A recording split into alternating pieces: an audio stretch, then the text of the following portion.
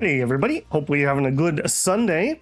We are going to be trying to finish up the last of the main story quests for the launch patch of NTE. I have to say, I mentioned it before, but I am pleasantly surprised by just a game that's doing something a little different. I had to get a little bit of Hunter XP. I had to get to 24 here to unlock the next one. So I joined a band and we performed at a secret moonlight rock festival called Moondog. It had a whole little AMV music thing. It was pretty interesting. It was very different.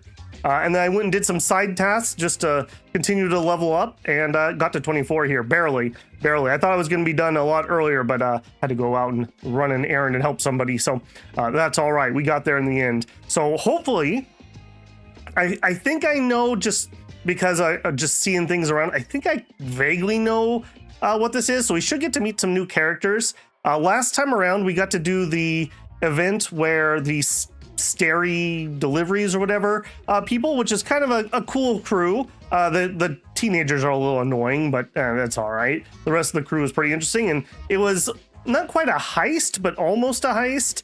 It was pretty interesting. We got to learn a little bit more about Hattori, and the mood of that quest was a lot better. Despite the comic relief of the kids, I enjoyed it. I liked the little more serious, a little more mystery tone to it compared to some of the earlier stuff. So yeah, we'll see if we can finish off strong here. Hey, Shinosuke and Andrew, good to see you. Just wanted to show my support. I've got dinner with my mom in an hour and a half. Well, I hope you enjoy your dinner, man. I hope your mom's doing well. Love that it doesn't matter. It's like I guess you'd call it a Guitar Hero thing. Spoilers, the main character is the drummer. Also spoilers, Babel doesn't play those type of games. I failed my first time through. You actually have to get a rank of C to progress the story. So I had to go into full gamer sweat mode to get past that. It was pretty weird. It was pretty weird. Okay, let's not wait too long. I don't know how long this is gonna be. And let's get to it. So we have new main quest. Do I even want to teleport? Yeah, we're close enough.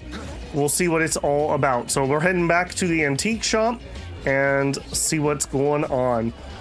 Hopefully, we'll have another auction level of quality quest and not another Takido's first date quest. That was, I think, a big misstep on their part. I don't think that was a good quest number 2. That should have been a side story. The other side story that we did was actually more engrossing. Well, that's a start of something, isn't it? Morning, Appraiser! Look here. Is this package yours? It's not mine. Takido says it's not his either. Oh, and I changed the sound site. I'm gonna have to go fiddle with that. Oops! We made fun of Takido for nothing! Not his, not mine, not Sakiri's, not Adler's. Whose is this? Some new antique? I don't think it's part of Hattori's collection. Huh? Wait, what's going on? About half an hour ago, when I returned to the shop, I saw a courier making a delivery. The package wasn't addressed to any person, just a bone antique shop. I saw that she was in a hurry, so I simply gave my signature for the package. I may have made a mistake. Maybe Kiromaru learned how to shop online? Wait, check this out on Bagel. Oh, what is it? Let me see! Mysterious puppets and hetero. Performance art or terrible omen? Wait, doesn't this look just like the one in our shop? Are they from the same collection? What's going on? Seems that similar puppets appeared overnight in populated areas throughout Hetero. There are 5 of them so far. At first, people thought it was Giovanni's doing, some kind of puppet-themed art exhibition organized by the Dvorak's or something like. Others thought it was a promotional event for Miss Ellie's puppet project 1,000 Faces, which has been trending. Until someone claimed it was the work of an anomaly that drains life out of humans to make puppets. That's when people started to take it seriously. Man, I guess when you live in a place full of anomalies that can be threatening, just every weird thing has to be scrutinized, doesn't it? Claimed that one of his relatives was a victim. And if the anomaly isn't handled soon, Hetero will become a city of puppets. Is it really that bad? Anyway, people are afraid they'll be the next target, and more have been claiming that a certain puppet is someone they know, or even sharing close encounters with the anomaly. BAC has stepped in and urged citizens to exercise judgment, refrain from spreading rumors, and share relevant information to help the investigation. So, one our shop received is the 6th puppet? Wait, was the puppet still human not long ago? Maybe it's better to get JTF involved. I'll contact the Bureau. Can't even chill this morning. Not all of us can skip beauty sleep and still be beautiful like that woman. After another hard night of drinking, I suppose. My apologies. It's not your fault, it's someone else. Forget it. So who brought this thing? Take it away, dump it, I don't care. Don't let it mess with the shop's feng shui. We got you covered, boss. JTF will be right here. I don't see you getting excited about bringing customers over, and you're bringing JTF to the shop? You kids better not have stirred up trouble again. Here's what happened. After the GTF arrived, everyone at In any Einlong case, explained what we'd like you happened. to come to BAC to assist with our investigation. Your hair is broccoli. We'll have to leave the shop for a while. What do you think, Hotori? Well, the business of the BAC matters more than ours, so we'll comply. But the BAC will compensate for missed working hours for Precious, Daff, and me. Why am I included? Of course. The BAC will provide reasonable compensation for losses incurred from taking up your time. That's actually pretty generous. Boss, I want to come along too. There are no Misties to catch today. Okay, let me go change that. I changed the sound because I wasn't playing with my headset. That should make it better for you guys too, I think. Okay, Shop hopefully is that's the case. closing I don't for know. the day. Someone needs to handle things until Adler gets back with groceries. Don't blow up the place while I'm gone. The audio does seem to have some weird things where like the audio mixing and filter just kind of change weird. You're back. Make sure you fill me in. Okay, head to the Bureau. We can do that.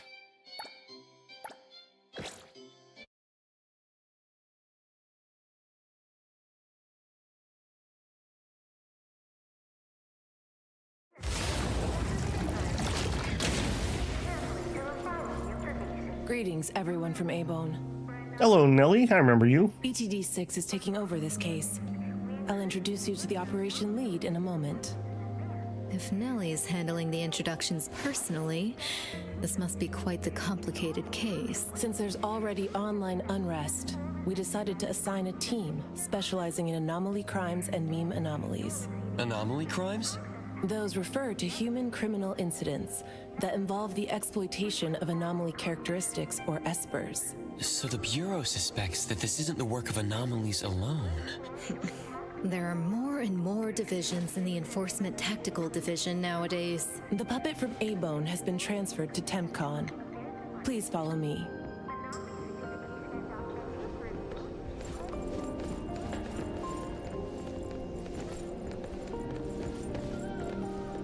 I do wish that my walking animation was the same speed as theirs. Captain Hattori, what brings you here?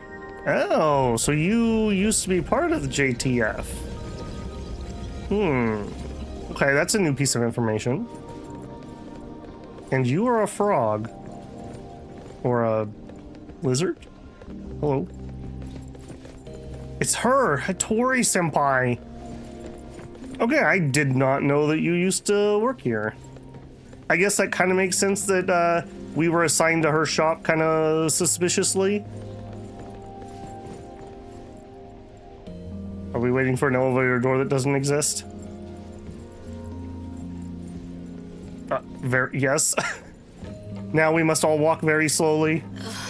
After so many years, the Bureau's shabby elevator is still so slow. Why wouldn't Alfred spend her budget to upgrade it? She hired so many new employees. Indeed, there have been many new hires after you left ETD. This is awkward.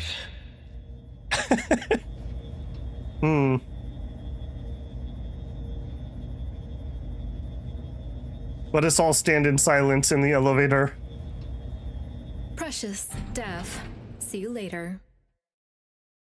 Aren't you coming?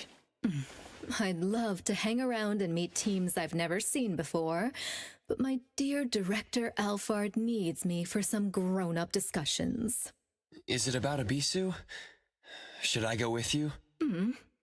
Our Precious wants to feel the cool AC and expensive sofa, as well as the endless lectures from the director.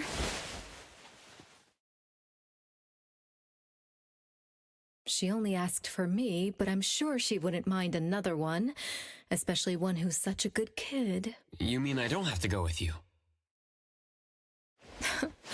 Don't worry. The containment level needs your expertise more. Next time there's a chance, I still won't drag you along to suffer. When you're done with your work, just head back. Don't wait for me.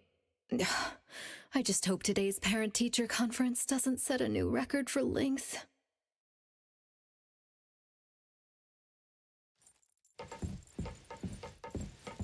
All right, well, good luck.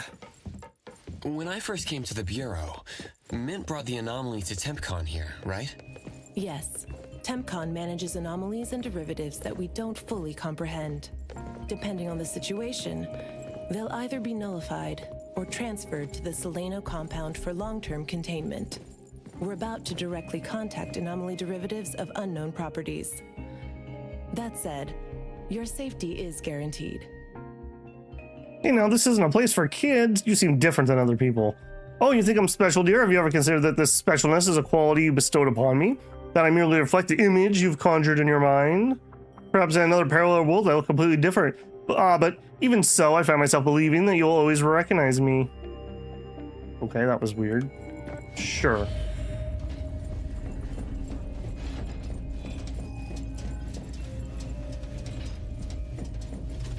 Okay, so we have a lot of things in containment. Okay, a lot of things in containment. Shouldn't you security scan us before we get in here? Wait, did I turn that yellow or was that yellow before? We gonna comment on that? No? Okay.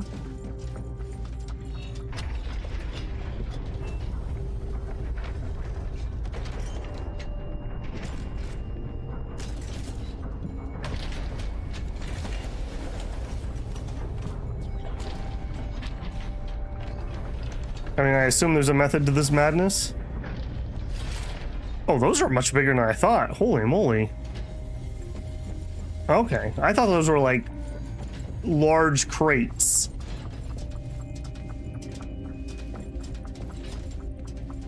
Hello? Don't you look edgy. Allow me to introduce our guests. These are anomaly hunters from A-Bone Antique Shop, Daffodil, who witnessed the suspect in the puppetization case, and the appraiser, who has keen perception of anomalies. Also main character, by the way. This is Chaos from ETD-6. Do we have to kill Chaos? Hi there. This is Lavinia, an operative from the Egosh Court. We'll be relying on the court's support for intel related to unknown anomalies. Gosh, court. Blackbird was unable to attend today's meeting in person, so I'll be covering for her. Greetings to the people of A-Bone. Okay, so she works with the witch. Got it. Greetings. Now that everyone's here, let's get started. Who received the package? Tell us what happened. Well, she said that Daffodil was the witness. It was around 7:30 in the morning. I saw the delivery person place the package at the shop entrance. She approached me for my signature, saying she was in a hurry for the next delivery. I did not think too much at the time, so I signed and took it into the shop. But looking back now, the whole thing was pretty strange. The package was marked fragile, and the delivery person told me to handle it carefully. But the packaging was flimsy. Do you remember what the delivery person looked like? A young woman, not particularly tall. Short hair, in a Cool Express uniform. I didn't get a good look at her face since her baseball cap was in the way. Classic criminal behavior. Curious. From the package to the delivery person, everything was fake. According to our investigation of the Cool Express in Bridge Crossings, the delivery person responsible for Hankaku Street does not match Daffodil's description, and their work records show no irregularities. The shipping records from the package center also show no fragile items being delivered to A-Bone. Someone disguised themselves as a delivery person just to give A-Bone a puppet? Correct. The question is, why would anyone do this? Considering this may involve matters affecting A-Bone's interests, I'd like to consult with both of you. We also don't have any leads. Sorry to interrupt. I was thinking, what if this person wanted the appraiser's help? Okay, so we have various puppets. All in various weird positions, like dancing or kabuki or something. A puppet that allegedly was transformed from a human, wouldn't it retain traces of an anomaly? If that's the case, shouldn't a client have come forward to explain the situation? Even without a client, what harm is there in examining a gift at your doorstep? Can I take a look at it? Please, go ahead.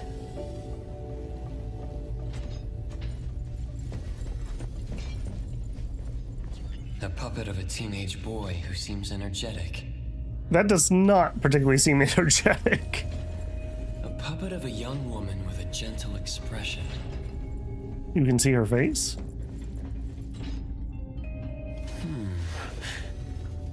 The cards in the pocket. The anomaly's aura seems to be coming from these cards. Bella. The red letters are names. And the number 0? All 6 puppets have a similar aura. It should be from the same anomaly or the same type of anomaly, but it's very faint. Yeah, again, there's just something a little off about that audio every once in a while. That was like just low quality compared to what he normally sounds like. I think the puppets should be ordinary puppets. They were simply in proximity to an anomaly. But the black cards in the puppet's clothes. The cards are the derivatives, aren't they? Very likely. So people being attacked and turned into puppets by anomalies is just a rumor.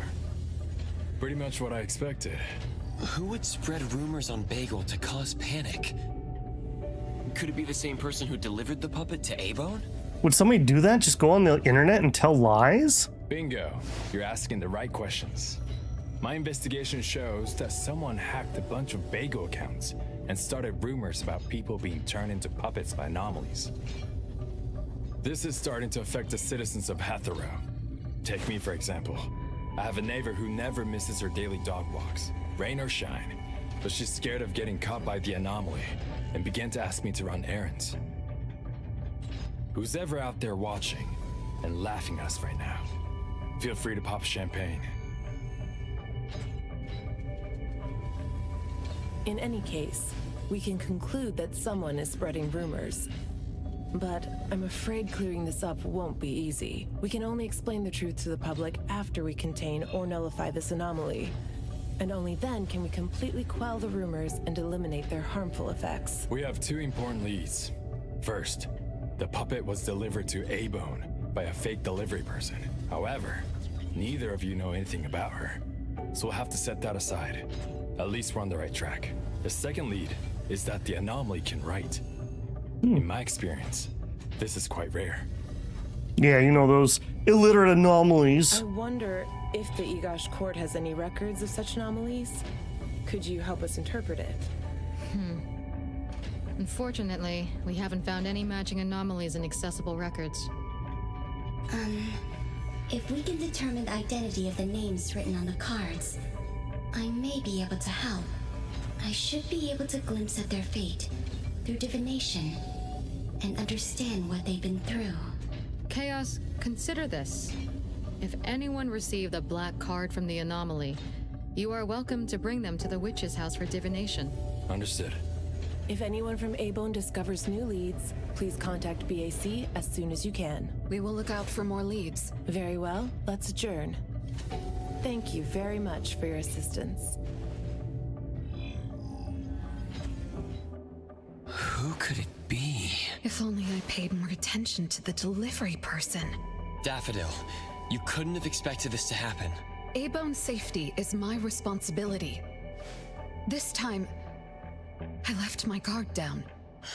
Still. What's with it's these good to weird know chest that no one shots that they actually keep doing in turned this into a section? Looks like Hattori isn't finished yet. Appraiser, if you're tired, you should head back. Let me handle the rest. Okay, return to the store. Can do. Alright, so we have a mystery of a puppet. Someone's delivering them. Someone seems to want to stir up trouble. The cards are the anomaly, maybe. Not a lot of clues to go on yet.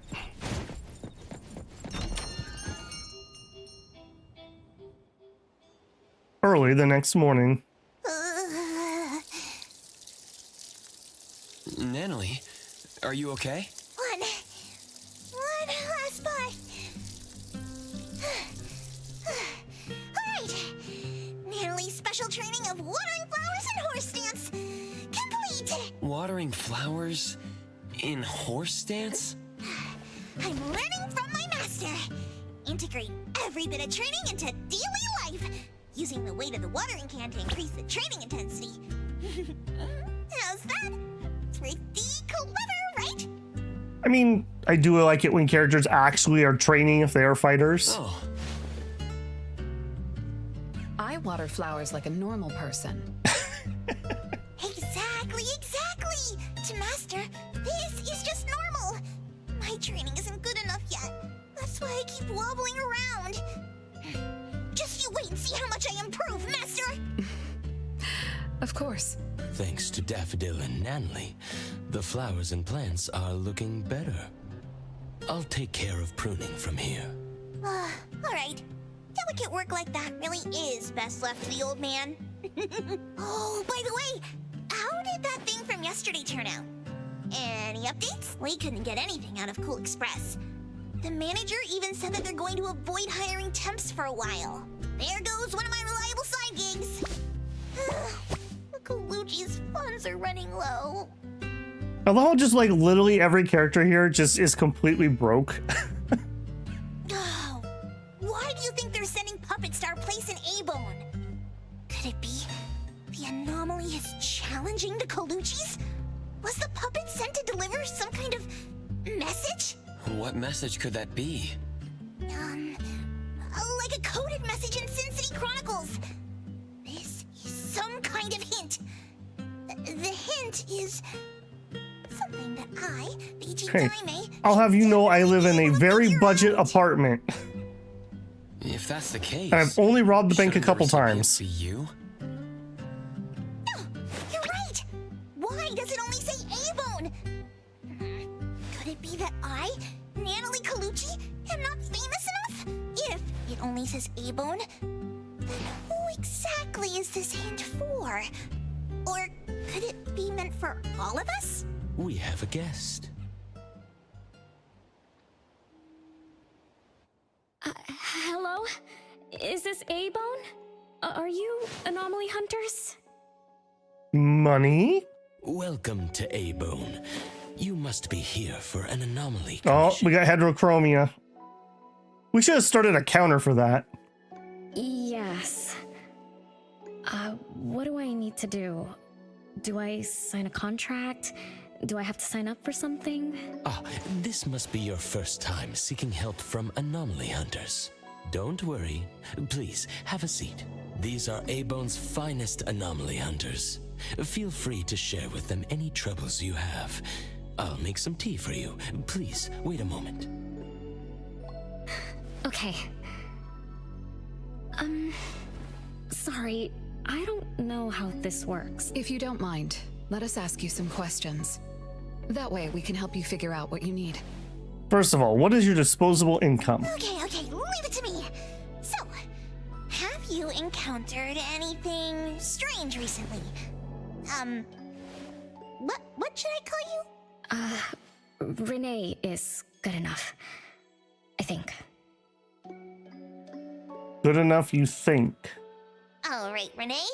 What do you do for work? How's your day-to-day? Did something weird suddenly mess up your routine? I'm a taxi driver. I start at 8 a.m. and finish at 8 p.m.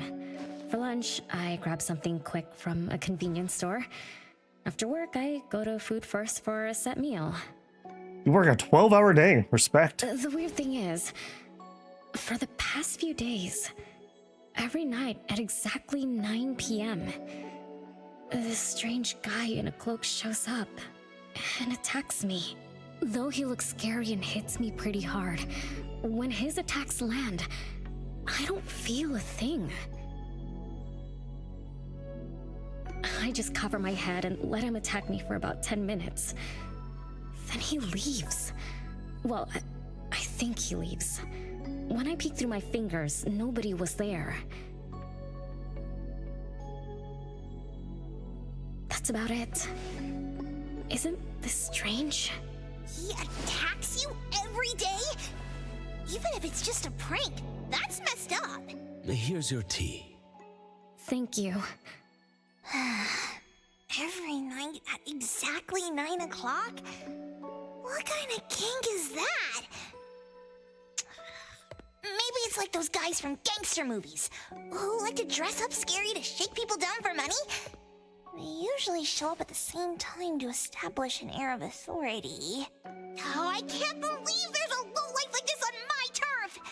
I'll have to talk some sense into him with my fists! But I don't remember owing anyone money. I did nothing to deserve harassment from this debt collector. He never says a word, just swings this huge scythe at me. Okay, maybe you should have mentioned scythe earlier. It's terrifying. You don't feel any pain when he attacks. Could this be a hallucination? Or is this debt collecting some kind of anomaly activity? That makes perfect sense! Yes, it should be an anomaly, just like Fuka said. She told me to look for help at the A-Bone antique shop. Who's Fuka? She's my friend. Well, more like my food buddy. Fuka said it's definitely an anomaly, and the anomaly hunters from A-Bone antique shop can help me. She recommended her shop? That's a first! Do remember that we have like the lowest star review on Yelp. Thanks to me, Natalie, the tiger of bridge crossings, Ichi-Daime of the Colucci family! Oh, I've made a name for ourselves. People are finally going out of their way to recommend us! Your friend Or knows we're just what's being going set on. up. What else did she say? I'm not really sure. I just know that she said I should get your help as soon as possible. Are there any other strange things going on besides that? It's hard to say. I don't know. Sorry, I don't have a great memory. I only have vague impressions of most things. Did you used to maybe be a puppet? How about you go ask Fuka? She also saw the anomaly in the parking lot that day. I think. She seems rather scatterbrained. It'd be good to hear what others have to say. It's almost mealtime. Fuka should be at Food First. Shall we? Time to get out the cat girls. What do you think, Eraser? Master? This is our first commission of the day. We'll help figure this out and see if there's really an anomaly causing trouble. Let's not disappoint this very tasteful person who recommended us. Let's go take a look. How about you, Master? Huh. Master hasn't worked on a commission with the appraiser yet. Maybe this is a good time to show you my latest training results! Hattori has no plans to go out today. Rest assured, I'll watch over the shop. Very well. Let's head out. Let's go. It's been a while since I had Food First. Oh, I'm craving for their hamburger steaks. Hey, old man, we won't be back for dinner tonight. Apparently she forgot the entire arc where we joined a band and we were eating it food first constantly. Take care. Remembering like a goldfish, not a cat. All right, let's go get ourselves into some trouble. Oh, that is really far away. Never mind, let's go teleport over there.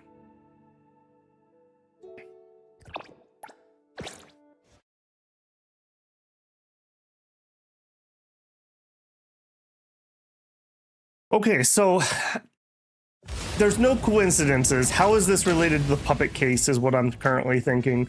Her weird memories kind of make me think that like you traded places with the puppet or something, maybe? Used to be the puppet. The heterochromia eyes are also kind of... You're not normal, not a normal character if they give you that. Alright, no, still far away. Also, I really want to know why my arc always procs when I get on and off of vehicles. Rather weird. I don't know why that triggers there. It's so rare it actually triggers in combat where it's actually supposed to trigger. I'm gonna guess it's just not working correctly. Luckily, the rest of the stats are fine. One brain cell cat. I mean, if we had her and Mint together, they might be able to rub two brain cells together. Where is this place? What kind of sketchy restaurant are we eating at here?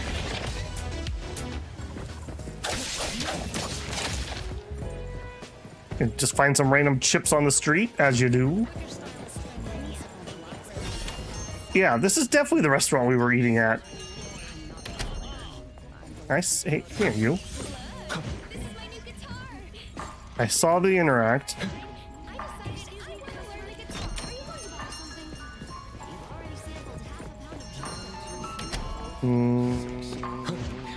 There's one of those chameleons there. There it is. Gotcha. Okay, hello. Are you more normal? You're later than usual, little Renee. Sorry for keeping you waiting. I'm sorry. I had something to do. No need to apologize. Your matters are more important. You don't have the, like, creepy voice, do Are you? you anomaly hunters from A-Bone? That's right! The A-Bone detectives are back in action! I am Natalie Colucci, AJ Diamond of the Coluccis from Bridge Crossings! This one is the core of our family, the Appraiser! And this here is... It's been a while, Daffodil. Well, you already know Master? Your master helped our family solve quite a few troubles in the past.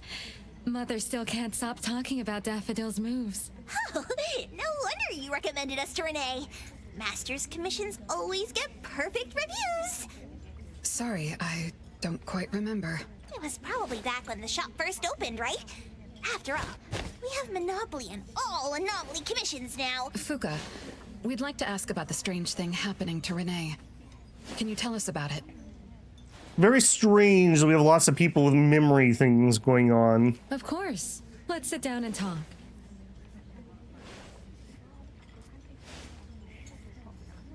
Two nights ago, little Renee and I finished dinner and were about to head home. She offered to give me a ride, so we walked to the parking lot together. That's when we encountered this cloaked person. Cloaked person? Didn't little Renee tell you about it? The anomaly she saw was a strange figure that looked like someone wearing a cloak. Oh, did I really say that? You little scatterbrain, forgetting what you said again. I'm sorry. No need to apologize. But to be honest, I don't know what this so-called cloaked person actually looks like. You don't know? Weren't you there? I was. Renee was walking me to her car, but halfway there, she suddenly crouched down, trembling all over, looking panicked like she was hiding from someone. I asked her what was wrong, but she couldn't answer. She just kept muttering things like, "Don't hit me." Nobody else was around, let alone anyone hitting her. So you didn't actually see the anomaly attack Renee? I did see her curled up on the ground, but I definitely didn't see the cloaked person she described. Are we sure she's not just crazy? I'm just throwing that out there. We kind of jumped to anomaly right off the bat. After about 10 minutes, the kiddo just stood up and asked me to follow her to the car, acting like nothing had happened. Isn't that strange? Are you sure this isn't some hallucination? Glamour magic. Maybe she Could ate be. some weird shroom at dinner or something? I thought she was hallucinating at first, but on the way home, she told me that this weird thing happens every night at 9 p.m. It didn't sound like she was lying. Benadryl maxing. Not a hallucination. Only she can see it. Harasses her every night at the same time. I mean, with something this couldn't we just wait till 9 o'clock and see what we can see? So, any leads yet? Hunters from Avon? I see. Can I ask one more question? Of course, Daffodil. When Renee was clearly unwell, why didn't you contact a doctor? That's right. She acts like she's nice, but when her friend was in trouble, she didn't seem to be concerned or help her. Well, I was worried something might be wrong with her, so I told her to go to the hospital. But the girl insisted she was fine. So I just let her be. You also suggested that she should seek help from A-Bone. That's because I later realized Renee must have gotten herself into trouble with some anomaly. So I thought of you. Wouldn't it be better if you experts helped her, instead of having an amateur like me mess around? We are so being set up for something. Daffodil, you may be thorough, but you always get obsessed with details. Same old habits. I'm the one who told Fuka that I was okay. Really, I'm fine. It didn't hurt at all. It's just that the anomaly was scary. Thanks to Fuka for explaining everything that happened. I'm not so good at that. I feel like I don't really know what's going on. We've been talking for so long, we almost skipped dinner. I'll buy everyone food tonight. Take a look at the menu. What do you want, Fuka? Same as usual. Spicy chicken cutlet curry rice. I'll have the same. I don't know about the other stuff at this place, but I like the spicy chicken rice, since it doesn't have those gross green peas. Same girl, same. What about you, Nenali and Appraiser? Go ahead and order something you like. We'll gladly take the offer.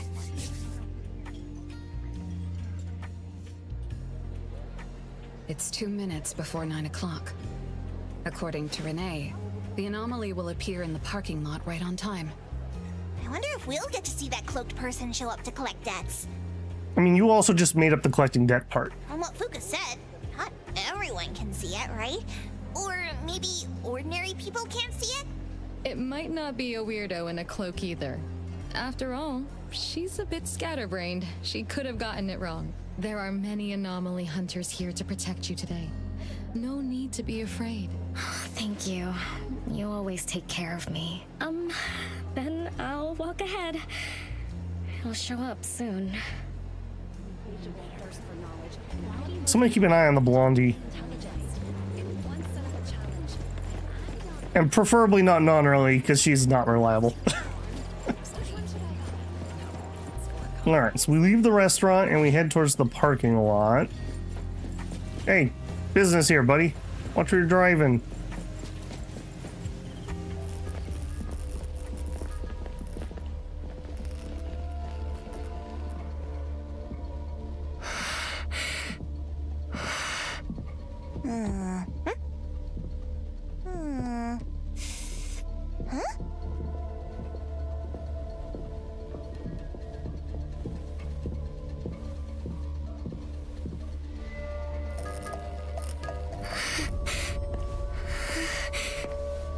The little cutscenes definitely are really well done, I have to say. A little bit of a combination of in-game engine and I think a little bit of pre-render, just depending on the cutscene.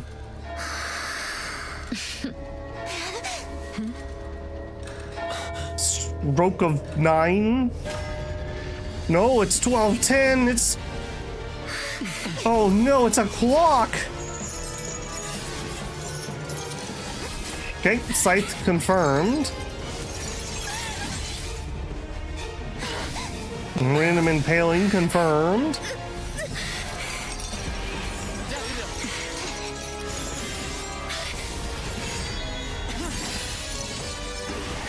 Leave it to me.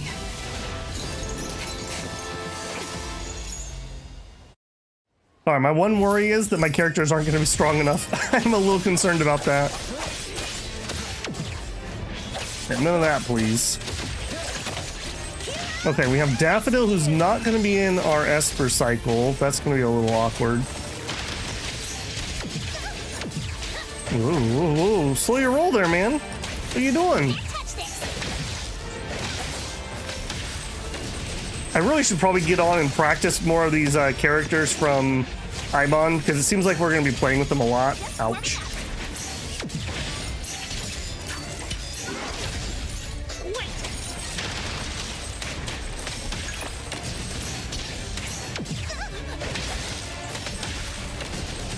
Okay. Ult, and then we'll change. All right, now I believe for her ult, I just want to attack a whole bunch to get the procs. He says as he has to dodge 100 times.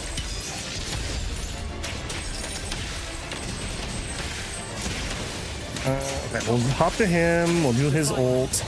I guess we'll jump over to Daffodil for a second, just because I want to see. The only... Oh, I totally missed that parry there. The only Chaos character currently in game. You don't know how to give up.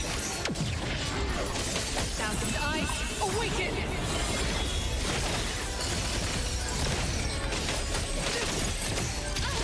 Oh, jeez. Oh, and it's not ready yet. I keep missing those great parries. That makes me very sad. Again. Oh, jeez. I've got 2 charges of something, but I don't know what she does.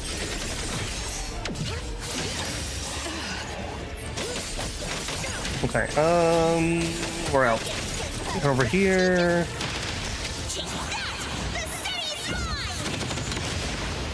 Yeah, a little unfortunate that they gave us a team that doesn't have any Esper cycle.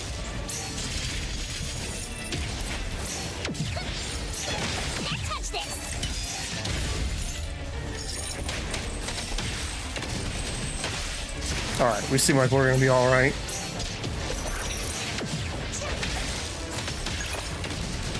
I will see through the nexus. Let's finish this!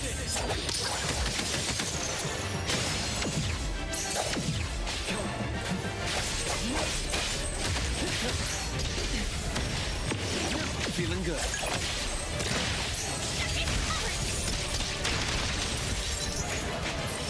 Whew, okay. Yeah, characters you're not used to. Oh no. Oh no. Level 50 now, eh? That's not stellar. Okay, I'm down to 7,000.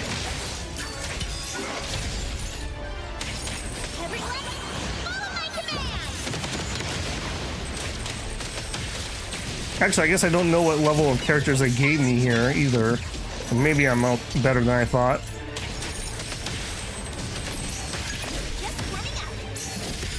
Oh my goodness. Fail, fail, fail. I see.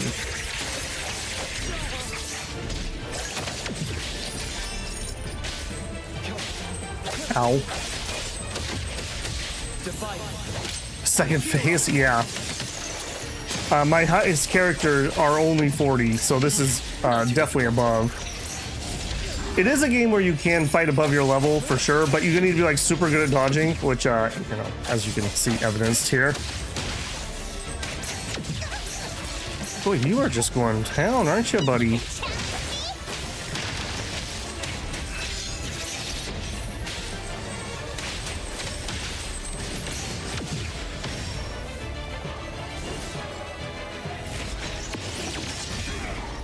I keep trying to get the parry on those attacks. I'm just completely failing on them.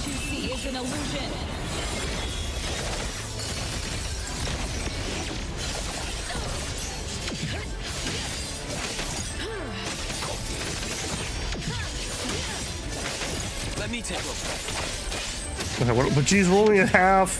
Oh no. Feeling good. Babel says very nervously, looking at the HP of his team. It's fine. Is it fine though? I feel like that one was an interrupt. Let's finish this. Alright, in and out of cat, probably. Ult. Oh, good, good, good. What a good time for a stun. What a good time for a stun. Go, go, go, go, go.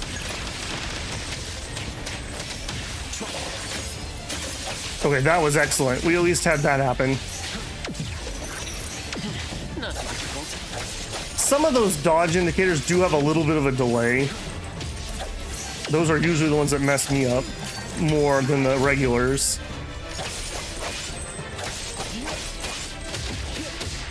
What are we gonna do here?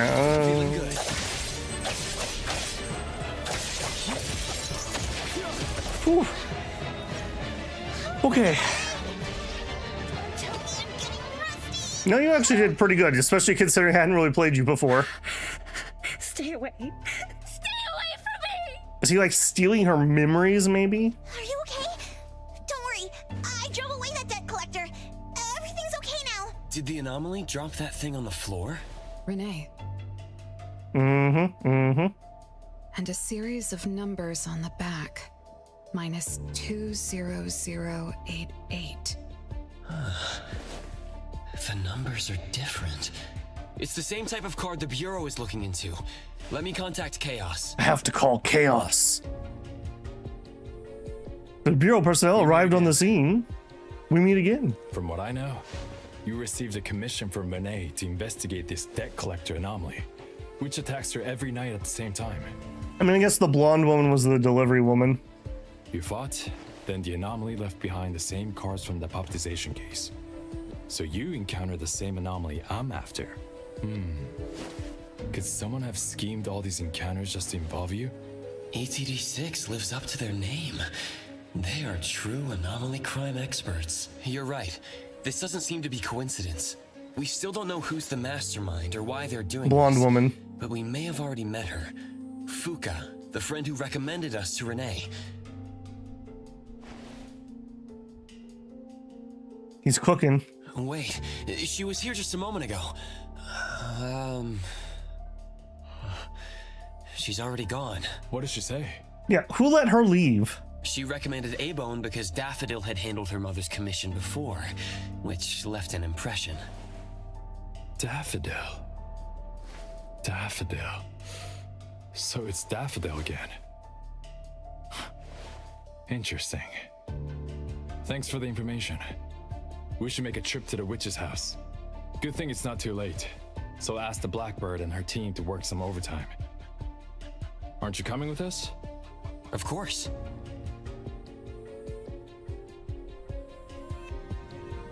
Interesting that he said Daffodil again. Like, I feel like that's a piece of information. Is somebody else saying her name? Or what? We have a long ways to go. I should probably teleport. That's not what I wanted. I do wish it would default to the teleport location a little harder. Obviously, I would want to grab that, and when the other areas would be less important. Seems to gravitate towards everything but the teleporter, if there's anything nearby.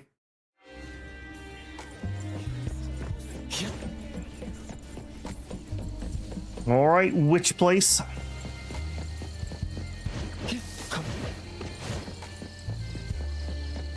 Perfect angle.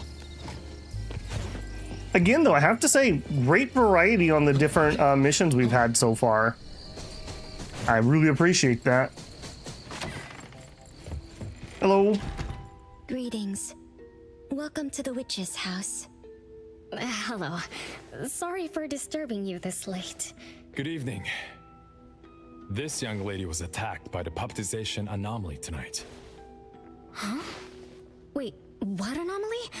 The one that turns people into puppets? So, those people really were... Well, we aren't certain at this moment. In any case, could you please share the entire incident with us? Oh, I'll tell you. Renee came to our shop because she wanted us to deal with some weird thing that appears every night at 9 o'clock to attack her. We were escorting Renee to the parking lot of food first, and at exactly 9 o'clock, there was a poof, and a wild debt collector appeared. We don't know its real name. Natalie has been calling it the debt collector. That's right. It was swinging a huge scythe at Renee.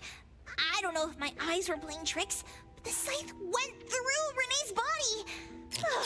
I was worried. He didn't really hit her with the scythe. He threw like chains through her. I think I saw that too. Luckily, the appraiser blocked its weapon. Then they started going at it, trading blows and stuff. But the fight didn't last long. Oh, I was just getting started when he ran off. Do any of you remember how long the fight lasted? 10 minutes sharp. And afterwards, did you discover that the anomaly left the same kind of card for Renee? We did. Appearing on time, disappearing on schedule, and leaving similar cards for the victims. This debt collector might be a type of rule-based anomaly. Rule-based anomalies usually follow predictable patterns. They also have a complete set of rules in their domains. For example, if any of you were to enter the anomalous realm it creates, you wouldn't be able to get out easily. Instead, Again, the cameraman in this one seems to have a rules. particular shot in mind.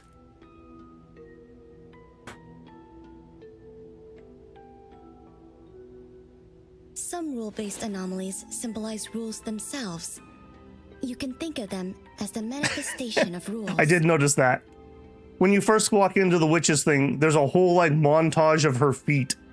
Others have some kind of goal. In such cases, nullification is extremely difficult, and conventional containment methods have proved ineffective. No wonder it got away. It's just noticeable because it's so different than how the camera's normally been acting. Somebody else must have been the director on this mission Is set. the Bisu security anomaly also a rule-based one? Nantani is its name, right? It is. So, the key is to understand the rules and master them before we can nullify or use them to our advantage.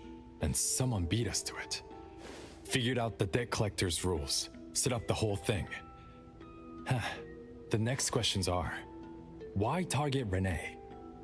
And what do the numbers on Renee's card mean? Why is the message left for Renee different from the others? Another annoying puzzle. If only Nietzsche were here. I could do a divination for Renee. Maybe we can find something. That's a surprise. I've never had a divination before. Is there anything I need to do? Just relax and close your eyes now.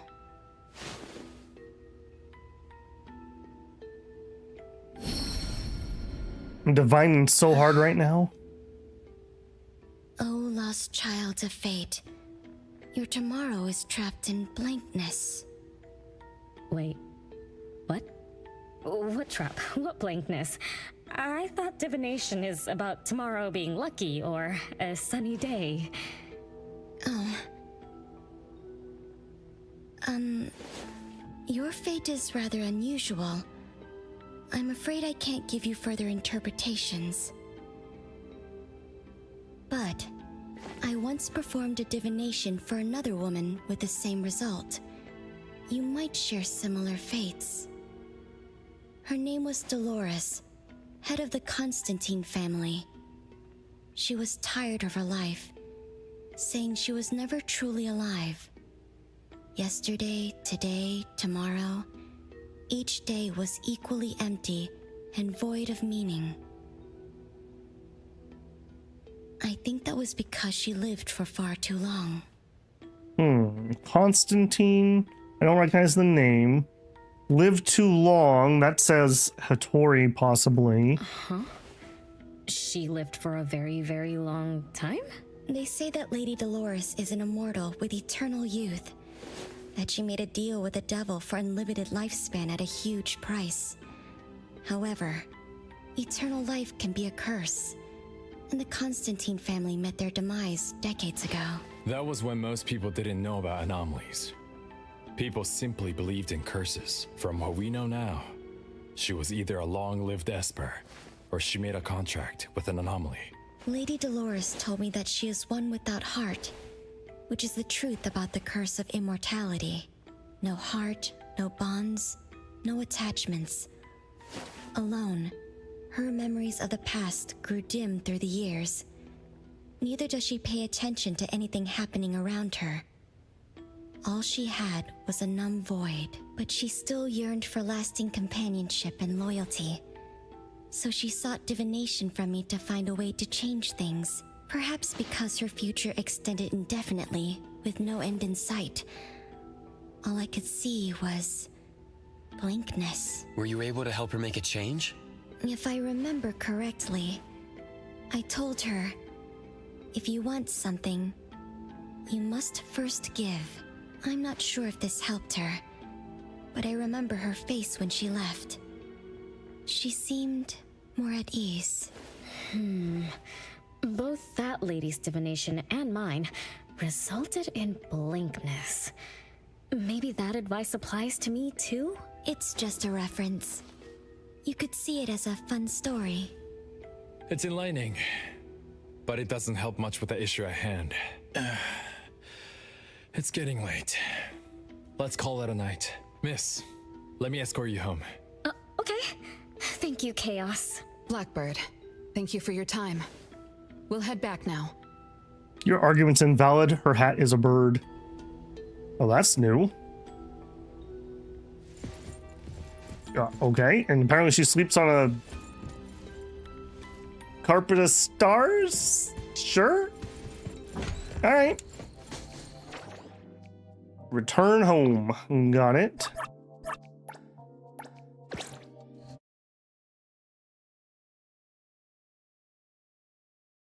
I don't know, the yellow-haired woman is definitely the suspicious one at the moment.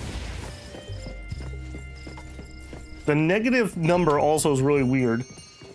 Everyone else seemed to have smaller numbers from what I saw. Today was a lot of work without a lot of results. A rule-based anomaly. Weird messages on a card. Then some story from way back. There seem to be a lot of clues, but there isn't a way to connect them together. They must be related. What could be the missing link?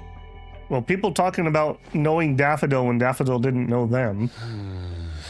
Let's call it a night. It's getting late.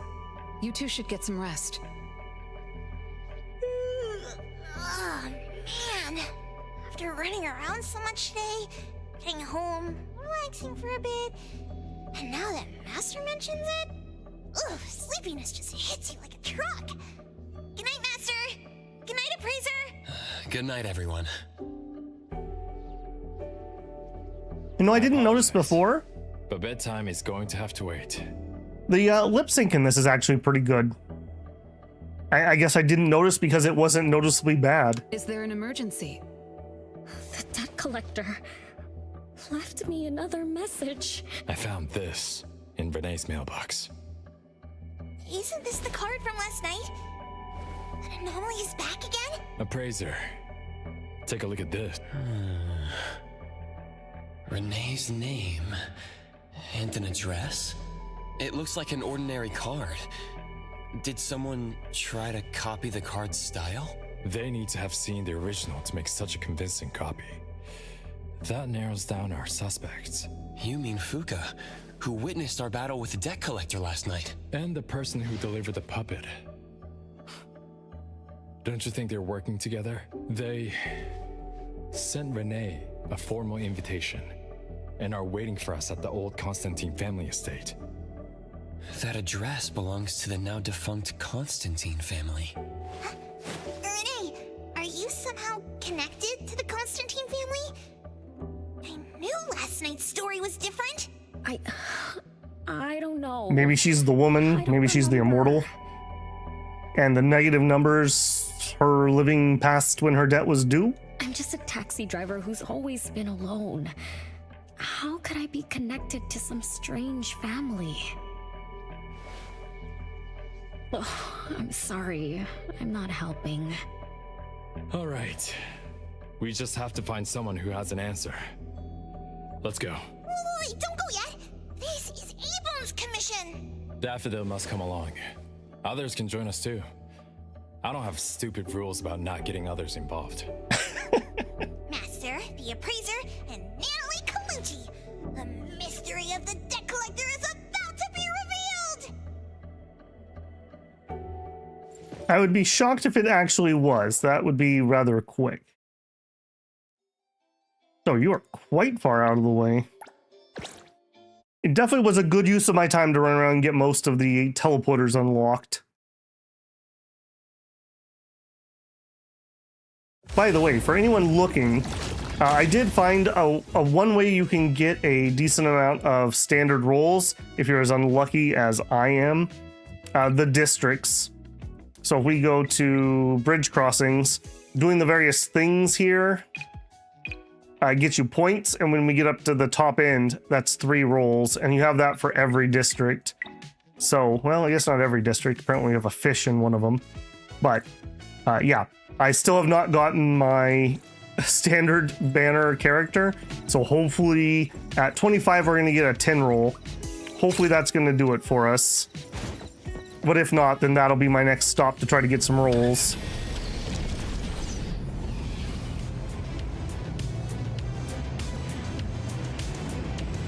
Alright, let's go see what we got.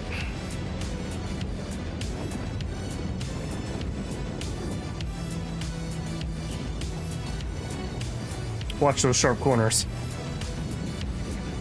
By the way, there is a whole car customizing thing. I was in some shop somewhere, and there's all kinds of stuff you could do. Oop, missed my turn here. So, yeah, just food for thought there. You know, there's a little gap. I mean, the family's defunct, right? They wouldn't mind. Oh yeah, totally normal. Don't even worry about it, guys.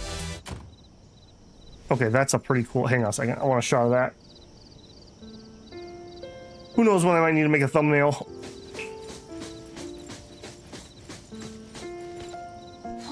There's nothing here except for some skinny cricketry. How is there nothing else? Was there really a big mansion here before?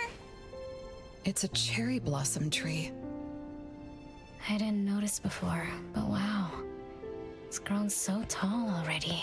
So you remember it, eh? The branches might be thin, but they're sturdy. Natalie, do you want to climb it? Because you're a cat? Me? Climb the tree? Now? Let me see if there's a good angle to climb. It's been a while. I'm not sure if I can do it. Or maybe it's because I was smaller when I was a kid. I could just hop and reach the top. But now... maybe it's better not to try. Why are you all looking at me? I'm sorry. My bad. This isn't the time to be fooling around. Let's have a climbing competition after we solve the mystery.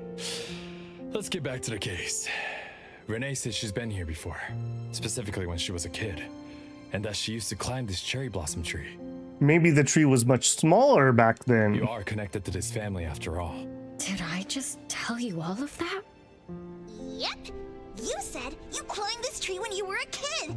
When you were a kid. Maybe she sacrificed her memories to make a change? Back then, I climbed all the way to the top of the tree, wanting to pick the prettiest cherry blossom for my sister. But it was so tall. I was too scared to climb down the same way. Luckily, someone caught me. Huh? Was it my sister? Or Mom?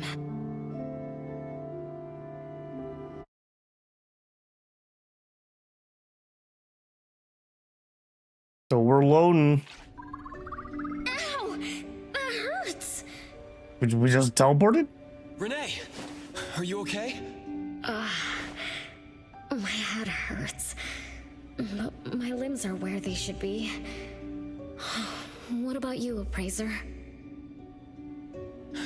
I'm okay too. Where are we? What just happened? I think we're in the anomaly zone. I'm not sure, but it looks like we're in an anomalous realm. You remembered climbing the cherry blossom tree as a child. Then we got pulled in. Natalie and the others aren't here. We might be separated. Classic. This is my fault. I'm so sorry. I had no idea this would happen. No worries. It's not your fault. Besides, we hunters are used to being pulled into anomalous realms. The real question is, how did we end up here? What a grand entrance. This must be some wealthy family's mansion. Such as the residence of Lady Dolores, head of the Constantine family. She's got a blue eye like Renee has. Have we traveled to the What's the past? purple eye then? Not necessarily. Maybe the anomalous realm is simply recreating scenes from the past. Absorbed your sister? Do you recall anything else from when you were a kid? Anything helps. I can't. Oh, my brain is still foggy. But I can feel this. Ever since I got here, I've been having a sense of nostalgia. You must be somehow connected to the family. Whoever brought us here knows that. Maybe the blonde woman's her sister or mother or something? But didn't the Constantines disappear decades ago? That doesn't match up with my age. Unless you're immortal. You're right. What you just remembered was from when you were little. If you can remember more, maybe we can get closer to the truth. I'll do my best. But how do I do that? Let's look around. Maybe we can find the key to your memories.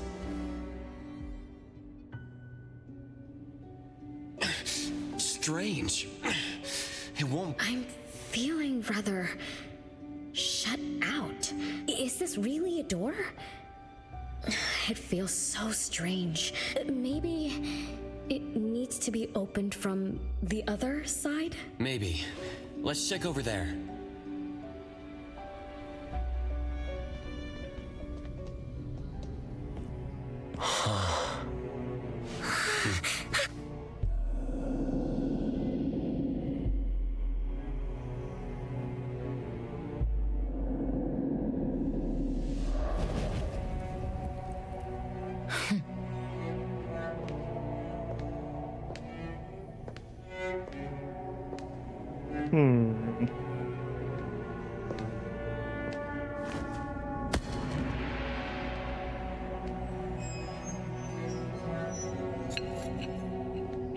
Ah, those are the puppet people. She's collecting the Constantine family, maybe? I recognize at least two of those.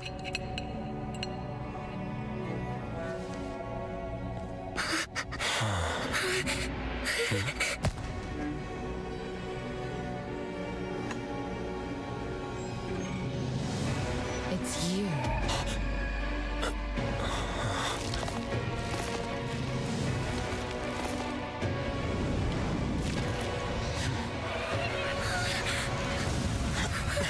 Nice fire effect. I like it. Defeat the unexpected anomalies. All by myself. Okay, all by myself. Level 38. Okay, that's not too bad. Yeah, don't say not too difficult yet, man. Let's wait till we're done before we say that. I'm feeling good. The dodge is very satisfying when you get that proper timing, though, I will say. Not Hey, too difficult. could you not do that? Just saying, could you not?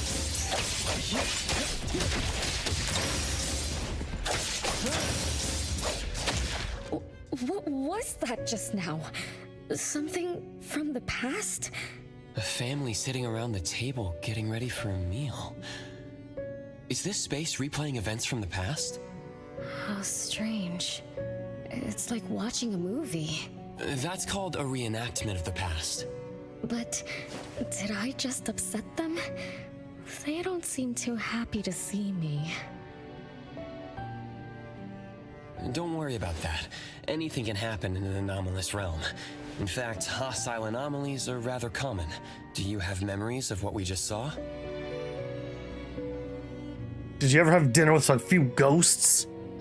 It somehow feels familiar, especially with the person who lit the candle. But, I'm not sure. That lady. If she's from a memory, how could she make eye contact with us who are in the present? Yeah, I don't think she's part of the memory. I think there's somebody else in here. Am I just overthinking? 1 o'clock? It's 1 o'clock already? Bell chimes? When the debt collector appeared, it also sounded like this. Could this be related to the rules it follows? Let's go check the entrance hall. Meanwhile... Oh, impressive! Classy! Great taste! That's how big families do it! If only the base of the Kalujis were as fancy as this! Well, we could definitely do without the Chris. Do you think Renee and the appraiser already went ahead of us? Yeah, no, see in here, this is giving us the proper audio filter. It's her voice, a little hollow and echoey because they're in a long hallway. I feel like some of those scenes just, I don't know, they have a weird filter inappropriately turned on just randomly. Like, that's really good audio right there. Let's go in to investigate. It's best if we regroup as soon as possible. Whoa! This door is so ancient! It's not going to fall apart if I push it, right? An old, ruined mansion that suddenly appeared, long neglected and unmaintained. Could this be how the Constantine family mansion looks now? The desolation we just saw could be an illusion to hide this place. Okay, I'll buy that. Hide your mansion in like a anomalous realm, okay. That makes sense. And then Renee dispelled the illusion. She must be part of this family. In other words, the master of the family returns. An old mansion abandoned for decades. I better be careful. I won't be able to pay for damages if I break anything historical. Yeah, we're inside an anomalous realm. Be careful. Alright then, let's be gentle. Hello there! Okay, so far we have never seen like the equivalent of treasure chests particularly around. Kind of an interesting choice that they don't. I mean, that's such a staple. We just found some very, very, very minor items when we were in the Pawn by Pale Moonlight or whatever. Okay, here we go. Okay, so the little girl looks kind of like Renee. I can't tell what color her left eye is supposed to be because of the shadow, though. Mom and her definitely have a blue eye that matches. Fine. Other door. Hello.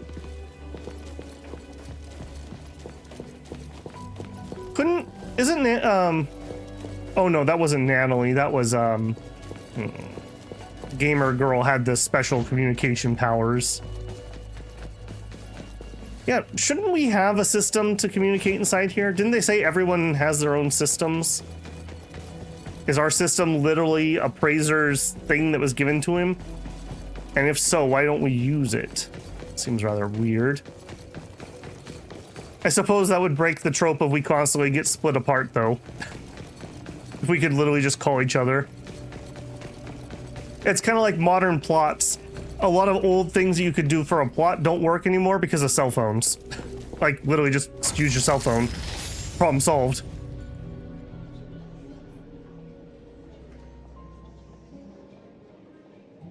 A clock, okay. Yeah, very interesting. It's that lady from before. Excuse me. Sorry. Wait a minute. Were you talking to me? She just walked away without responding. I'm so confused. We can talk to people from the past? I don't think we've actually time traveled. I think we're just in a spooky mansion. It's like an interactive movie. No, wait. It's more like a stage play. Maybe we are also on the stage. we the audience? Or are we unwitting participants? Let's just say we're on the right track. You could try talking to the one who just lit the candle. Ask about how things are going. That lady. Oh, there she is!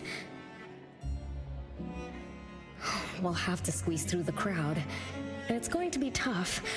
Why are there so many people here? Are they having a banquet, salon, or something like that? Before I talk to that lady, should we talk to the other guests first? We can figure out what's going on in this mansion. That's a lot of people, though. When I drive a taxi, I don't need to speak to more than 2 or 3 passengers. Also, the lady that we're tracking down, she's got an eye patch, so she must have something weird going on with her other eye. So we have 2 possible heterochromia characters. No need to push yourself. Want me to handle this instead? Pricer, you've done a lot for me. I have to step up. Besides, this is the first time I want to figure things out. She's trying to stop being a, what's the term? Hikimoru? These are probably things I never should have forgotten. All right, we can do that. Talk to some guests. Good evening, sir. How are you? Might not have another chance like this. Ugh, I better make the most of this. We need to seize this last chance to butter up the lady. Maybe she might even invite you as a guest in the future. Oh, don't even think about it. Look at all these people. Everyone is trying hard to impress her. Maidenless. Ladies. Which family does that young girl with the white hair belong to? How come I've never seen her before? That should be Bella, the eldest daughter of Lady Dolores. She is the organizer of this farewell banquet. Okay, Bella was the name on the card. Bella 0. Her daughter is already that grown up? She doesn't look that much older than her daughter. Shh, keep it down. You know that woman is cursed. What a shame. I was hoping to introduce my brother to Bella.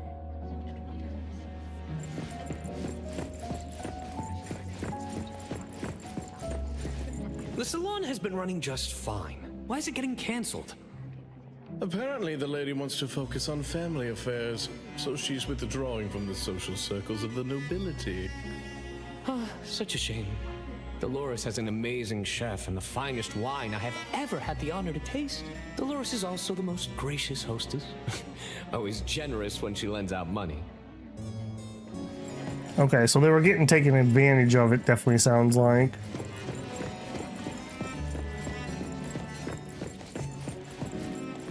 That woman is finally stepping down from the stage. Tut-tut, shamelessly enjoying eternal youth. Just because she had a deal with the devil. Yeah, just a simple deal with the devil. Why can't I get one of those? Look at this mansion. Look at all these treasures. Who knows how much wealth she's swindled over however long she's been alive. I mean, she didn't necessarily swindle anyone. I mean, she literally could just use the power of compound interest if you live long enough. This is my last chance to find her source of immortality. The salon ends at 3 o'clock. Look at what time it is already. What's taking those useless guys so long to make a move? Okay, so the last time they said a time, it was 1. Now it's 3. I told you, those so-called exorcists you hired are nothing but frauds. You better give up on your delusions. My brain is getting fried from what the guests are saying. So many conversations, so many faces, so many names. Let me think. If you live 1,000 years and you're still broke, that's a skill issue. Well, but you can't because you're immortal. See, that's the curse, Andrew. Eternally poor. Bella. That sounds familiar. Very familiar. They also said Bella had white hair, and so is that lady over there. Oh, that feeling is back again. It's just hearing that name brings up this nostalgia. One of the puppets recovered by the BAC is also called Bella. this be a coincidence? What do you think? You said the BAC found cards in the pockets of the puppets, and those cards were similar to the one I got. That means I'm connected to the puppets. Have you ever seen the movie Death Becomes Her, Andrew? That's kind of on that theme. By the way, Lady Dolores' daughter, whom we just met, also gave me this feeling of nostalgia. I guess I'm really connected to this strange family. Maybe you inherited the curse. Did you remember something? Could I have been their driver? I'm pretty confident in my driving skills. Okay. All right, I can see that connection. I don't think that's true. I think you're one of the family members because that's why you're getting a card, but... Nope. Why don't we find Bella and ask for confirmation? That's a good idea. I want to talk to her too. All right, what do you got for me? Also, you teleported me really far away from where I was.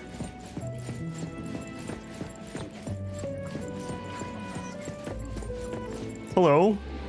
Renee, this isn't a place for kids. All right, what do we got? We got a white ribbon. We got like a power necklace. We got an eye patch. We got some sort of weird tattoo. Astro globe. A weird clock, maybe. A lot of physics going on. Bella? You know me? Child, I'm your older sister. Remember, you should address me in a formal manner. I can't believe I have to tell you this. Mother has indeed spoiled you. Sister? Very strong fabric. Why are you so confused? Oh, did you oversleep again? Mother warned us not to interrupt her salon, but you just had to go see what's going on. Like the time you hid in that cabinet to peek through. It looks like maybe like sports bra material. You ended up very disappointed, remember? You said adult social gatherings were boring, so you dozed off. You fell asleep in that cramped cabinet. When you woke up, you were so groggy that you forgot where you were and what you were doing. What are you doing with that ribbon? And then you woke up, but someone had shut the cabinet door, leaving you in a dark, cramped space. You snapped and started to cry. Desperate to escape, you threw yourself against the cabinet door. That day, every guest witnessed the extraordinary commotion you caused. You completely ruined Mother's salon. I didn't mean to, big sis. Is that so? Do you really think I'm your sister? No, I don't actually. Huh? Big sis? But aren't you? No, Renee. I'm just a shadow bound to this place, destined to meet you. Though you might have forgotten or abandoned us, we've been waiting for you all this time. We've been waiting to relive these moments with you.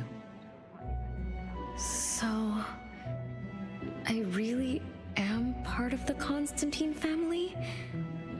I'm her daughter? Looks like that poor brain of yours still remembers something. If you didn't even know your own mother, how sad would it be for those who love you? Where are they? Mom and the others, are they still home? My dear sister, this is the Constantine mansion trapped in the past. Everything that happened here, everything about us, reenacts over and over again at this place. Come on, Renee. To return to the past, you must reclaim the choices of your past, including all your mistakes. If If you're not Renee's older sister, then who are you? She has completely ignored us up until this point. Shouldn't you ask her why I appear as Bella? The answer has always been in her heart. I don't understand. Wait, sister! It's all right if you don't understand now. I've been waiting for you for so long. I don't mind waiting a little longer. Bella. I think I'm starting to remember. She was the sister who caught me when I fell from the tree. Okay, and had the flower eye patch. All right, I'm with you. She's been here all along, waiting for me to come home. And why is the puppet also called Bella? I don't think the Bella we met is a real person. Remember how this is an anomalous realm? So she's my sister from the past. Though, I don't understand everything she said. That's what she meant, right?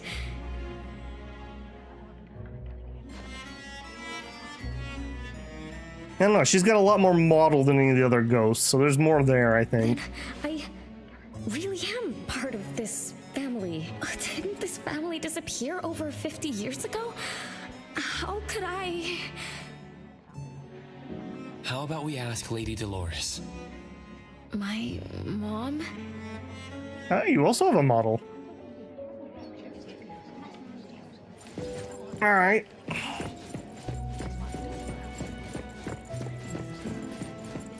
Holding court over here, it looks like. One by one, they fawn over her like puppies hopping around their owner. Hello, can I pass through? Excuse me, coming through. Hey, get in line if you want to butter up the missus. Take turns like everyone else. You're not the only ones who need something from her. Dolores is far too kind to you commoners who are uncultured bumpkins with no etiquette. Do I need to remind you about what first come first served means? I don't think we can squeeze through. These guests aren't very friendly. There was one bell chime when we came in. The salon started at 1 o'clock. If this scene closely follows how it played out in the past, they should leave as soon as the salon ends. We should be able to approach Lady Dolores then. Oh, good point. Thanks for coming up with a plan. I couldn't have done this alone. When does the salon end again? It should end at 3 o'clock. So we wait until the clock chimes 3 times.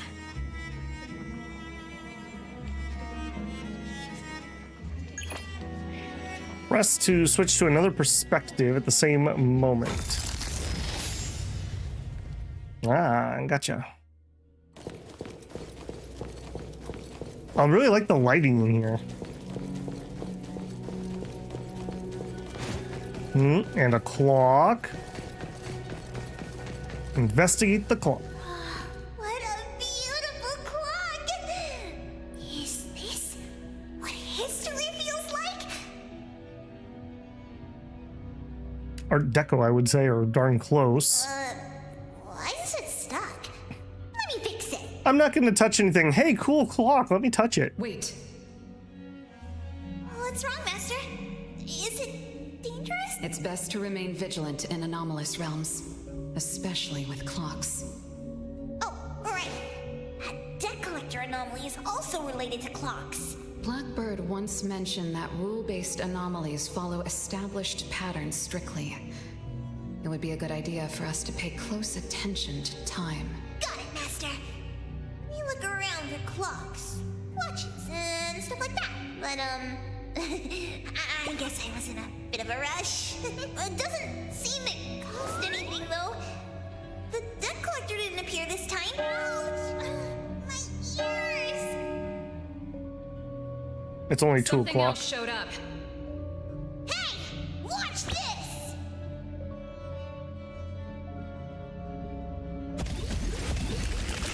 Okay, well, a character I'm not as good with. Do you mind?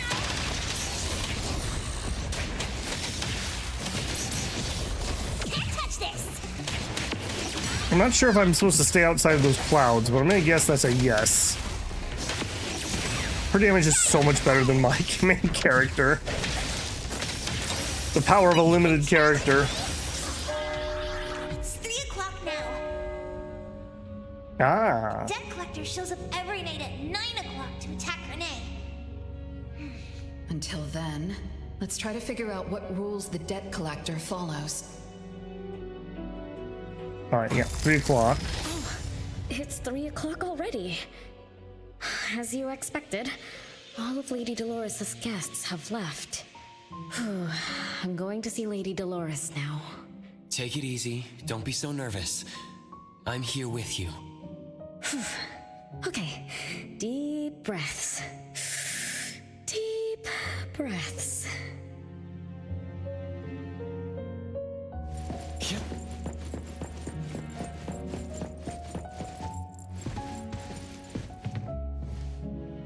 Lady Dolores. Renee, my dearest little daughter, come here to Mama. No need to hide anymore. The troublesome people are all gone now. Mom? Are you angry with me? I was too naughty. I hope I didn't interrupt your salon. Angry? How could I be? I just didn't want you to see those people too early. To witness the greed, foolishness, and ugliness of those who long for so-called immortality. Are you talking about the people who were just around you? My little petal, they must have frightened you. I promise nothing like this will ever happen again. This pathetic charade will soon be over. Mom, you've always hated the salons? Feelings of love or hate didn't matter at first. I simply had to run the salons. I had to use these connections to reverse the decline of the Constantine family. Besides, I don't even remember all the little things, but even though my goal was fulfilled long ago, these salons kept going, one after another. Perhaps they weren't the only greedy ones. I was too. I was too young and too foolish. I mistakenly thought gathering them under this roof could bring me some comfort. However, they were nothing but a bunch who envied the family's reputation, coveted the wealth in this mansion, and lusted for so-called eternity. After a while, I came to see them as nothing more than greedy beasts, scrambling for scraps and pandering jesters making fools of themselves. I guess they sufficed as entertainment. I don't get it. It's okay if you don't understand. Mother promises that you, my little petal, will never need to understand this. These troubles will never bother you again. Mom, are you not hosting salons anymore? Whatever I sought in those salons was a mistake from the start. I must correct this mistake. And the catalyst for that change is you, my dear. My little petal. Family is what matters most. You are the most precious gift in my life, as well as the very source of meaning in my stagnant existence. Whatever time we have left, we must treasure every moment together. From now on, as long as I'm with you, as long as our family lives together in harmony, a moment of happiness with family is worth more than an eternity in solitude, even if it's just for a brief moment. Mom, wait! Little Renee, what would you choose between an eternity in solitude or a moment of happiness? Exist! You appeared out of nowhere. That was spooky. Oh, wait. What did Mom mean? And the rumors about the family. Is Mom cursed with eternal life? But how can eternal life be a curse? Isn't it great to live forever? So that's your answer. Well, having something is better than having nothing, and having more is better than having less. Right? Like, if you have endless time, couldn't you do as many things as you wanted? If I had eternal life, I wouldn't know what I wanted. And I wouldn't know what I could do. I wouldn't even remember what I've ever done. What if all you have is endless problems? True dat. Is this You don't need to be immortal for that. my life right now? All this time, what have I been living for? Days with nothing to do, with no meaning, and with no end in sight. So that's why it's a curse. Poor Petal.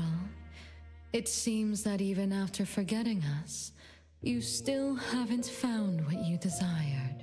Or was the kind of happiness you were looking for nothing but drifting through life in a daze, barely conscious?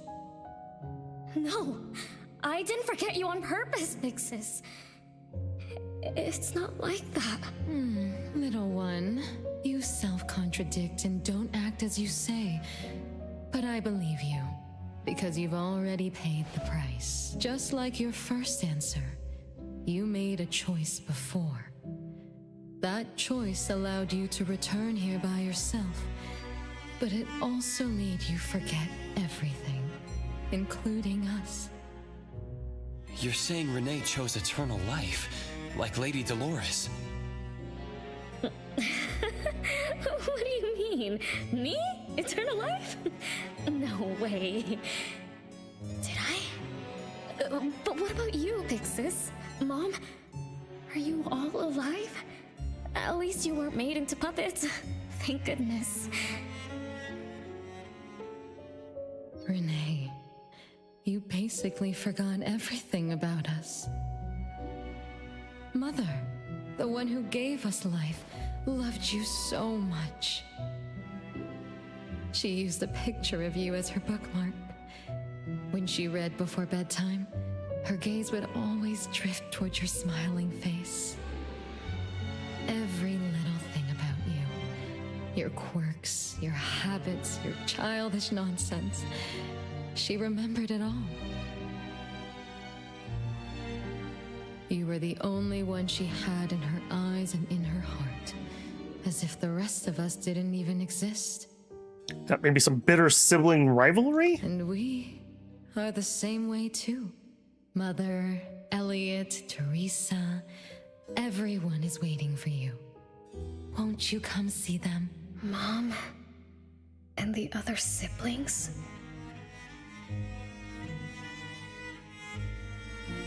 The cherry tree Mother planted in the courtyard is bathing in sunlight and in full bloom.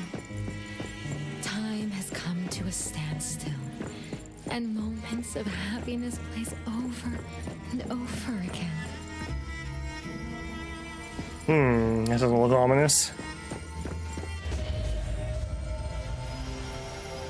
Ooh. That could be a very nice app. Hang on a second. Yoink. Just grab one of those.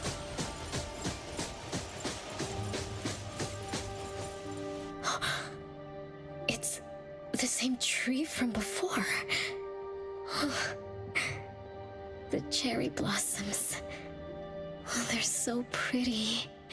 Back then, when I was looking up at this tree, I suddenly wanted to pick the most beautiful branch for Big Sis.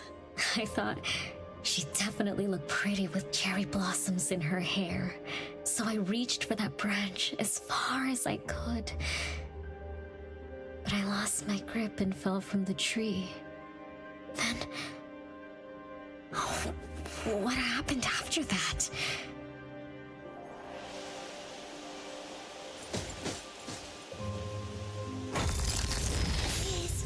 orchid tree we saw when we first got here. The flowers have withered. Just like the fate of the Dolores family. Be careful. Looks like we're not the only ones here for the flowers.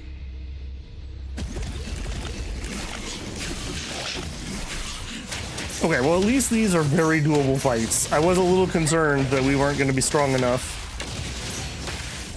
I have upgrades I can do on my characters, but I need to have more energy to run farm missions and whatnot. So, yeah, I'm glad that was not a concern.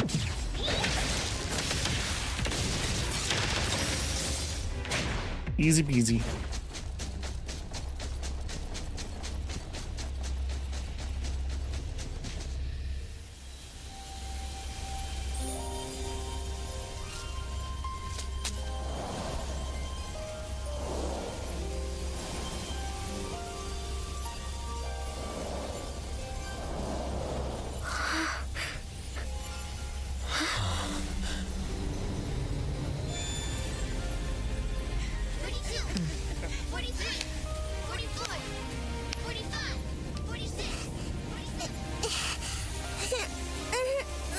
She used to have both purple eyes, so maybe she did absorb her mother.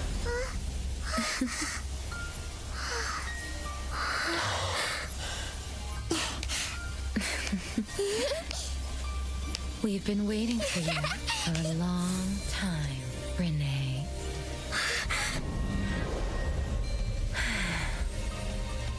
Do you remember the reason we were born? And the purpose we must serve?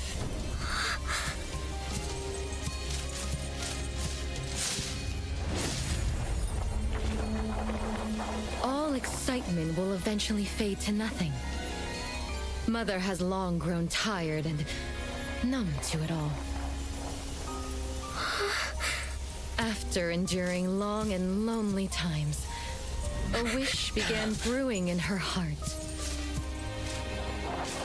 I've never been threatened by cherry blossoms before. We thus awoke to the blazing call of Mother's heart and came to her side. We swore with our very existence that Mother would never be alone again. Surrounded by her children, Mother found the companionship and happiness she had longed for. But she didn't stop. She kept yearning for more. Because we weren't able to satisfy Mother's deepest wishes in her heart. However, our Mother's wish was never fulfilled, and that day will never come. The last child to wake up, the most beloved of all, brought nothing to Mother and this family but curses, betrayal, and destruction. And now, she's back.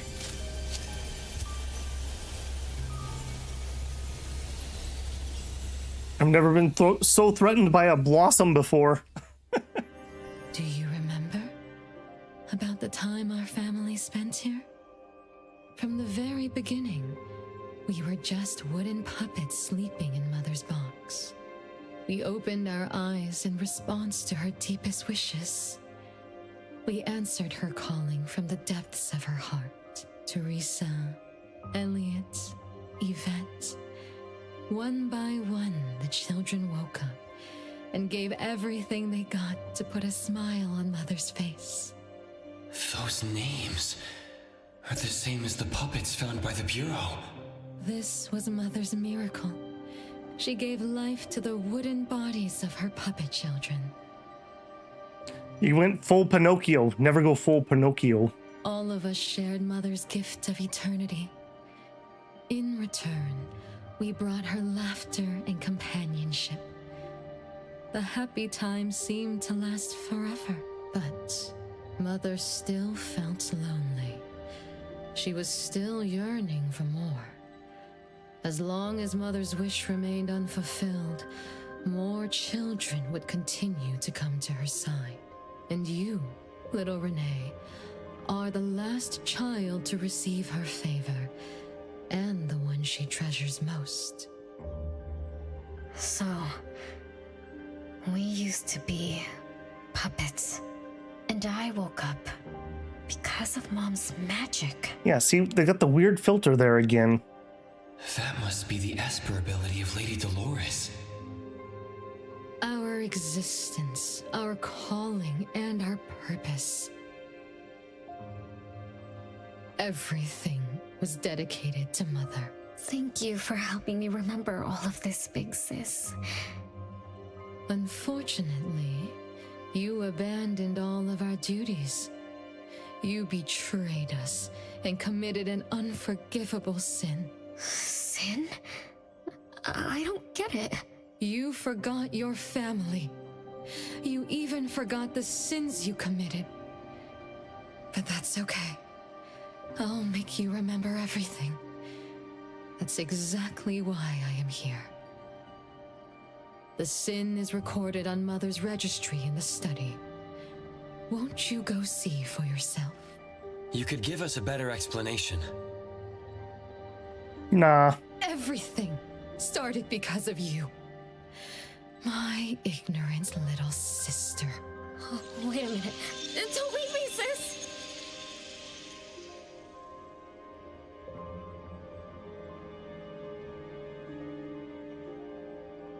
Renee, you're remembering something, right? Just like what Bella said, we're all puppets that woke up in response to Mom's wishes. We exist to keep Mom company. I remember many, many things now. I had tea with my siblings. We also played hide and seek at home. But Mom, our beloved Mom, where is she now?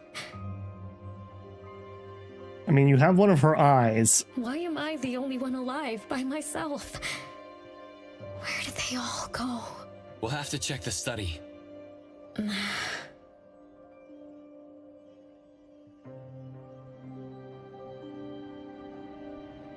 What's going on? I have no memory of that place, but I feel scared.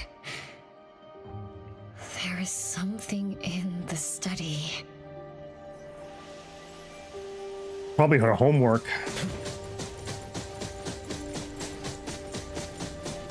What a beautiful landscape here, by the way. I just want to say that again. Really outdid themselves on that one.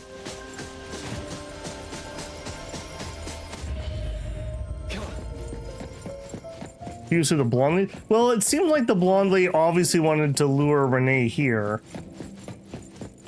Who did that? No clue yet.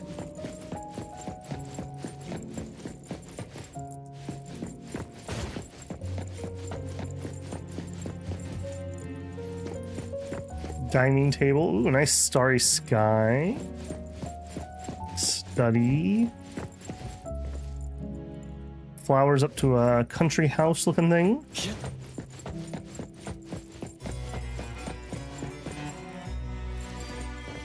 I mean, she did like to have copies of the same portrait of herself put up everywhere. Just saying. Okay, there's Renee.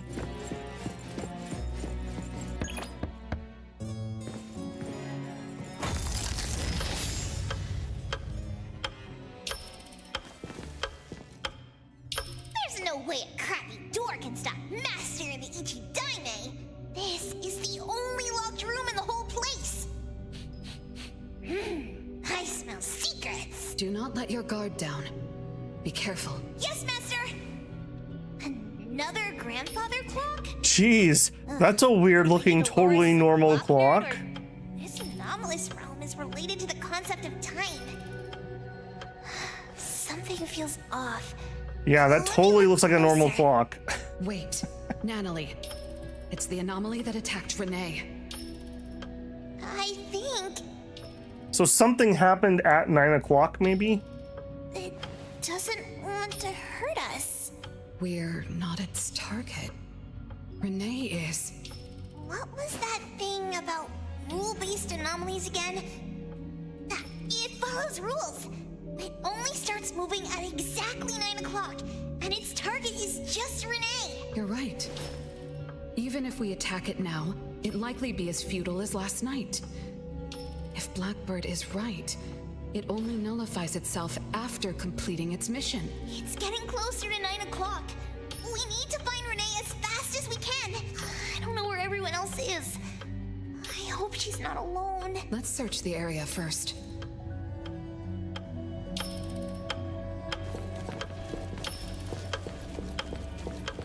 Good side to side on that TikTok sound.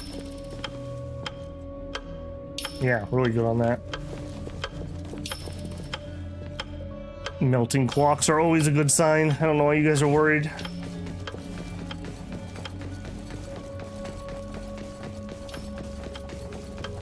Alright, study.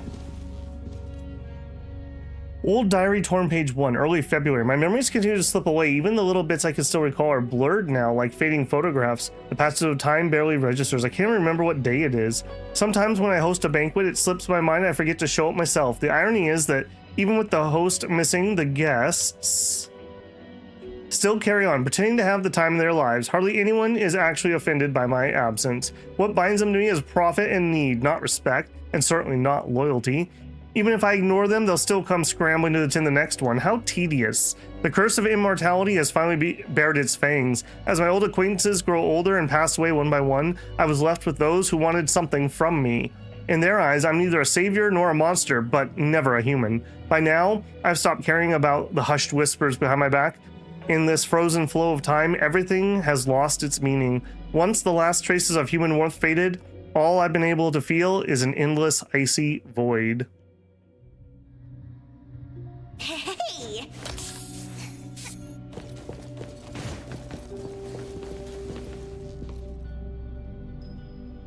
A certain day in May.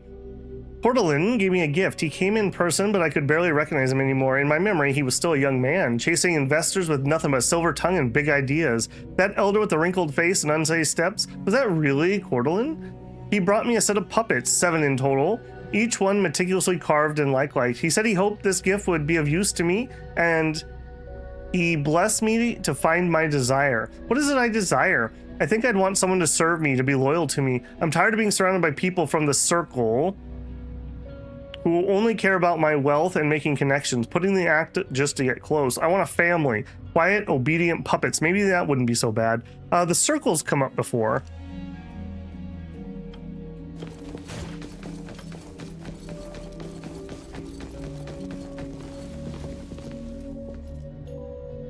These really should reset back to the top when you open them. Early June, the 5th, or maybe the 6th?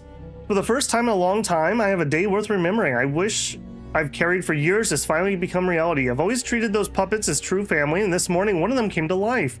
Her calling woke me, and she asked what her name was. I bestowed upon her a name upon my daughter, Bella. She says she awakened solely to serve me, and has already begun putting the house in order. She gleams like a pearl, so vivid and alive. She does everything in her power for me with a pure heart. No complaints, no demands. Is this what family love feels like?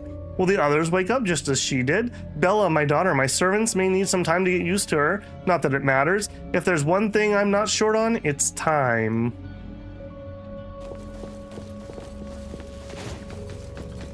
I think that's beginning of the end. Crazy lady and her puppets.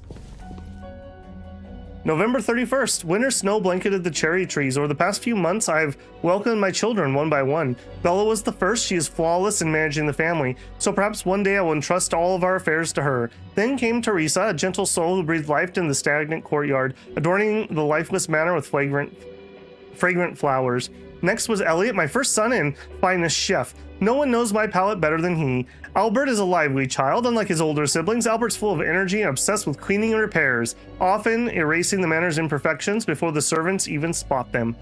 He and his 2 younger siblings, his little sister and brother, have also grown quite fond of games, though only within my sight. Yvette has such a nimble hands. The very day she awoke, she inventoried my wardrobe and began sewing unique ornaments onto the dull fabrics. Irving is the last one, a quiet, good boy who loves to read and has a curious mind. Though he hasn't shown any specific talent, I know he'll be just as brilliant as his older siblings. There is still one child who's yet to wake. I want to give her the final, most unique purpose, a place in this family like no other. I have already chosen her name, Renee. Your mother's waiting for you to wake up. With so many siblings around, the house must be crowded, right? I wonder what it's like, playing and messing around with them every day. I mean, this place is huge. I doubt it was crowded. Master, do you have any siblings? Yes and no. I did once live in a garden with many sisters, but none of us were related by blood. That's not ominous at all. Huh? If you're not related at all, why did you have to live together? Mother collected beautiful flowers as she saw fit.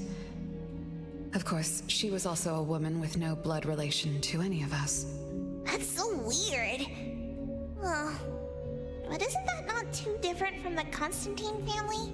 There are some similarities, but knowing the Constantines, I find it somewhat ironic that our mother and Dolores are complete opposites. I can sense Lady Dolores' sincere feelings as she cared for her children. Though they are puppets, she treated them as real children. In contrast, the other mother simply manipulated the children she collected into decorative pieces for her own fancy. Andrew says Black Widow type stuff. Yeah, I agree.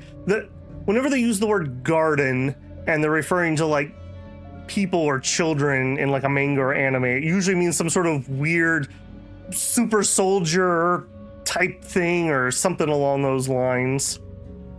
Super geniuses. Master, I don't know what was going on, but I'm glad that you got out of the garden. I think so too. So I wonder if she has other sisters who probably have flower names. Yeah, I have to say, I like the more serious tone that the last couple main quests have done. I don't mind kind of the silliness stuff, but this is a more lasting impact. Dolores, 0. Bella, 0. Trisha, 0. Elliot, 0. Albert, 0.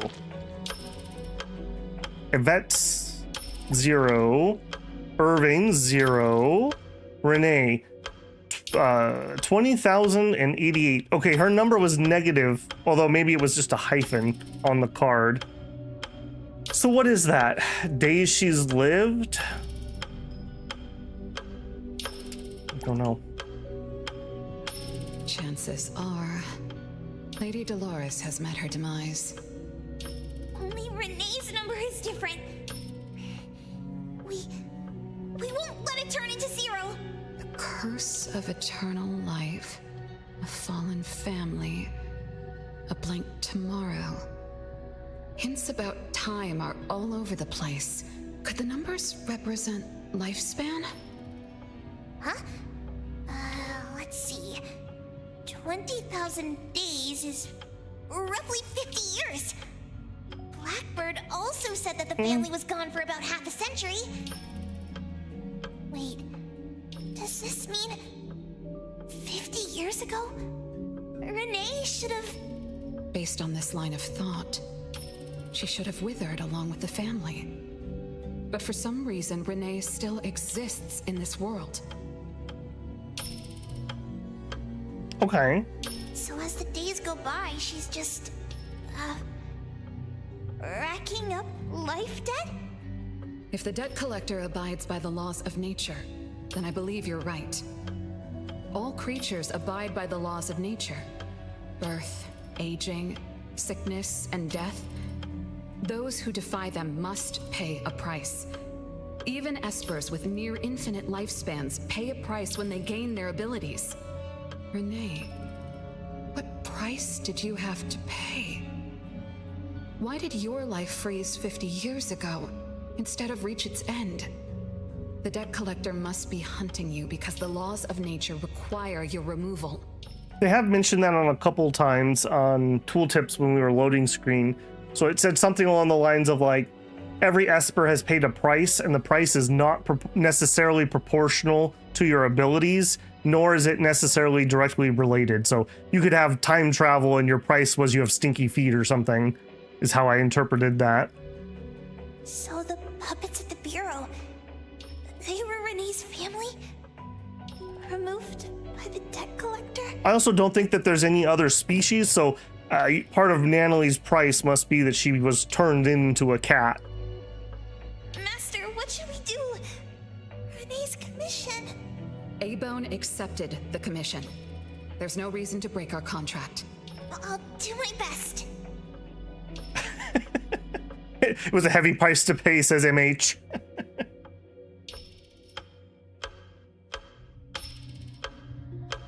I do enjoy systems like that. It really reminds me of kind of like Hunter x Hunter, how they had to kind of like have this, I don't think they called it a contract, but like you had very defined rules, and the more stringent the rules that you had to follow, the better your powers or stronger your powers. That's always an interesting system. Now in this one, it doesn't seem like you necessarily get to choose either. We haven't really had any indication about that yet. Maybe it just happens to you, maybe you get to choose. Power has a cost, yeah. You know? Yes, Mother. Even though you never allowed us to enter the study and never let us touch the registry. The registry also looks like the witch hat. I wonder if that's maybe the symbol of the circle? All the siblings, except for Renee, can hear the approaching footsteps of death. Each day we spend with you brings us one day closer to the end. Each day we dispel your solitude takes away another day from us. Isn't that so? So even the puppets are not immortal. It shouldn't be like this. As your creations, we are willing to warm your empty heart forever and bring you to the happiness you long for until you no longer need us. But she ruined all of this. When she was born, that cursed registry appeared in our home. Our names were written on its pages, and with them, numbers marking our precious days remaining in the world, slipping away with each sunrise. When Renee was born along with the curse, we realized the countdown began to tick steadily, and we knew all too well that our magic will fade away. There aren't many remaining days for us to serve you. In our final moments, we want to do everything we can to make you happy. But Mother, we don't understand. Why are your eyes solely fixed on Renee? Teresa planted exotic flowers. Elliot made sweets to your taste. Yvette designed and tailored clothes. We gave it all to win a smile from you. Yet what we receive is but a blind eye. Renee is the worst of us all. Always noisy, endlessly crying, habitually screaming, and forever demanding of your attention like any other selfish child. Caddy hopped in, says, "Hey Bebel, how's Gacha going?" Literally to a cutscene of a crying girl. The storyline has been really good on this one. The gacha has not improved. I still do not have my my standard banner character. She did want a servant, but a daughter. Yeah, I think she wanted Renee's more like a real child than these perfect little puppets. I think that's definitely the case. The other puppets seem rather jealous. Is that how that child expresses affection? Or do you find love or joy in her tantrums? We don't understand. But we do know one thing. That selfish child never loved her older siblings, despite all the care we gave her. Does she even see herself as part of the family? Or perhaps, being as cursed as she is, her only purpose is to destroy us. Also, are we sure she's a puppet and not like her real daughter? None of that matters. I guess he did say 7 puppets. But your name also appeared on the registry. Does that not matter at all? The youngest daughter that you love most declared the end of your life. I think she was looking for that. I've always found it really interesting, the concept of like immortality, and I believe the term, I think it's from, is it Anne Rice, the ennui of immortality? It's kind of like this listless, endless boredom that immortals fall into. It's a big theme in her books. Because of our existence, the numbers on the registry representing your life are depleting.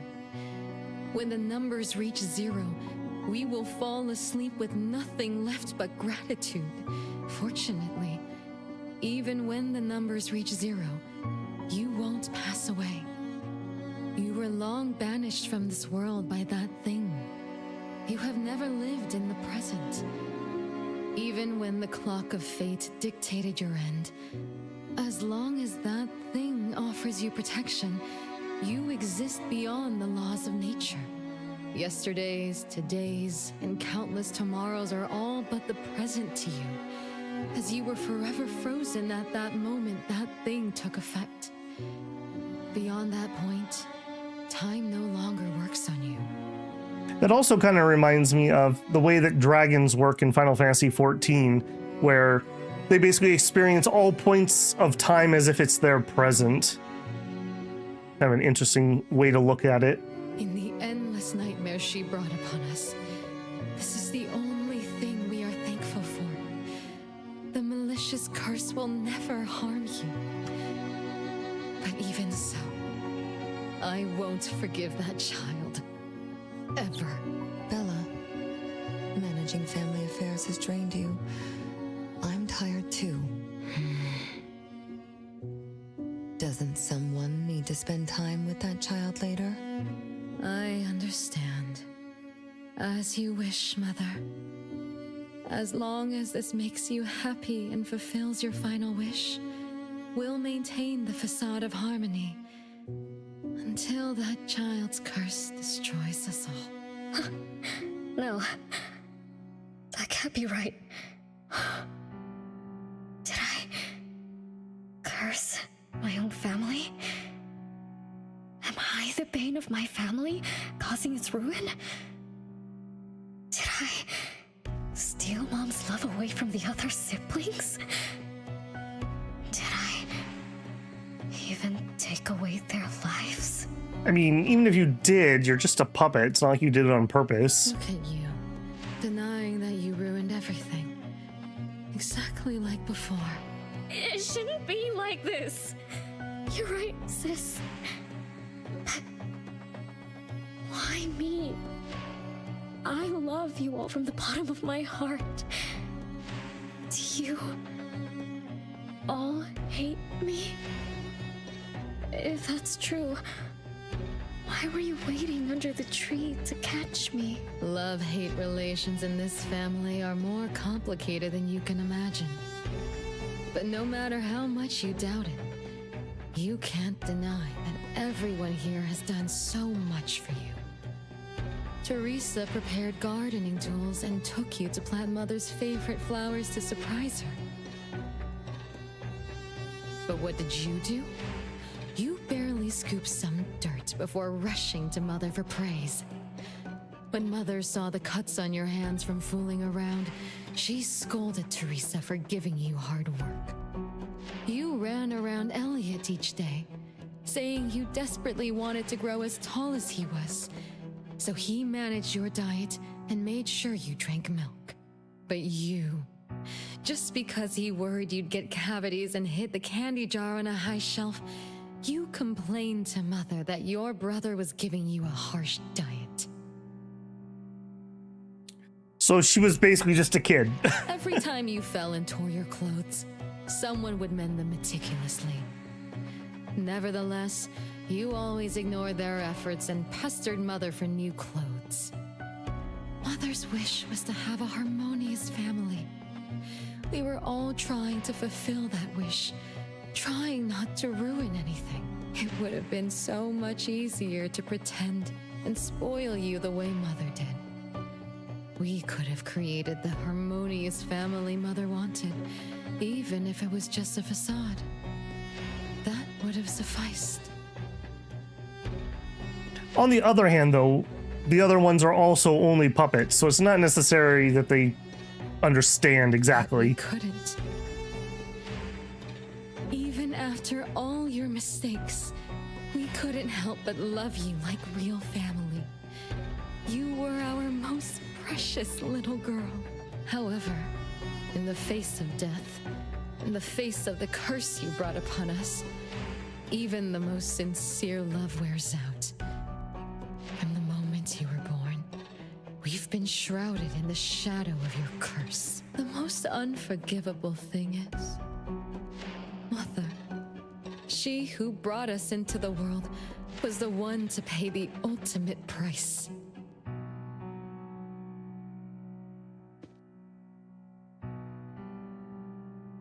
Look, it's playtime again. Your favorite game of hide and seek. You were always the worst at hiding. Anyone could find you easily. You were bad at hiding, but worse when you were it. Once, you turned the house upside down and still couldn't find anyone. I remember. It was getting late, but the house was so quiet, so empty. I remembered the ghost stories you told me. I suddenly felt the paintings were staring at me, and the tables and chairs were slowly moving. I thought you left me behind. You finally remembered. But now, looking at it, the opposite is true. You're the one who abandoned us. When you started wailing that day, we came out of our hiding places. Do you remember what we told you? We are a family, and we'll always be together. That's right. Good girl.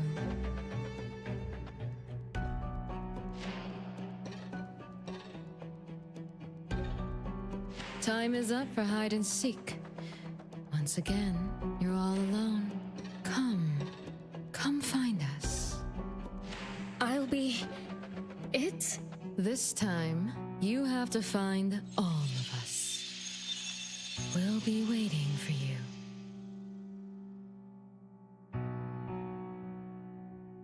Okay, I guess we're playing a little hide and seek here.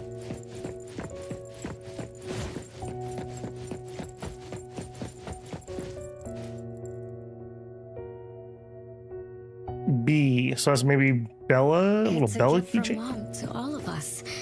I have one too, though I carry it all the time. I've forgotten where it came from and what it means.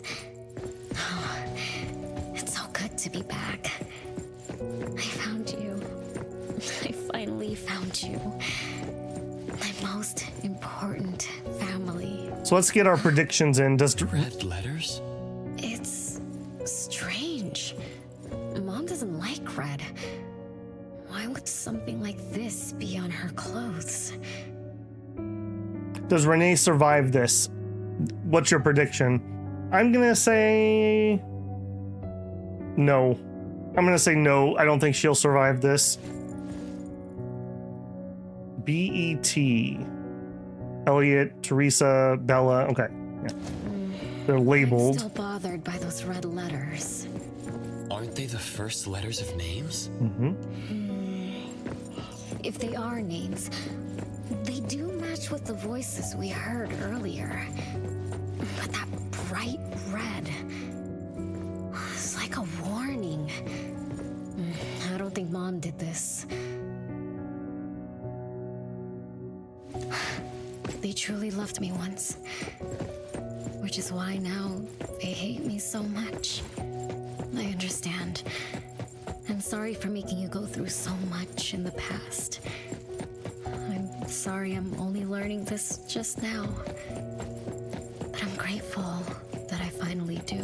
Man, who was the cheeky one who hid downstairs? What can I do for you? I came back here because there was something I can do. Right? Yeah, that's kind of my thought too, Andrew. No one found me? Yay! I'm about to win! I already told you I'd win this time. No one will think Renee is hiding here. It's Renee's secret hideout. What's that? Me? I thought we were it, so we can find my siblings. But why is my childhood self here? Back then, who was actually it? Was it Mom? Wait a second. Are we really seeing the past? Mm-hmm. I think so. I do remember something like that happened when I was a kid, but I only remembered part of it. What we saw should be the whole thing. Are you really sure this is the whole thing? Obviously not. At least, that really happened. Every small thing I remember confirms that they were real. So those words, all those hurtful words, they were real too. Is that right? Something doesn't add up. Please, follow me.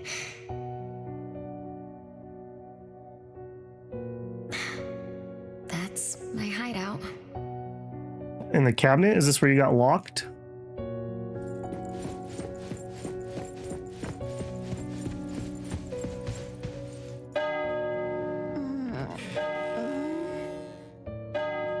Oh, you found me. They're gonna lock you in there? Am I the last one to be found? That means I almost won, right? Next time, I'm going to hide somewhere no one can find. Oh, are we going to eat soon? Remember to wash your hands before eating. My big sis and big bro will check. If I don't wash my hands, he'll pinch my cheeks. He always says my cheeks are like the softest dough. He only says that because he wants to pinch them. I'm going back now. Is this the last puppet? No. The last one is here. Look, another letter. R. I've always carried this puppet around. Why is there a red letter etched to it too? It must mean...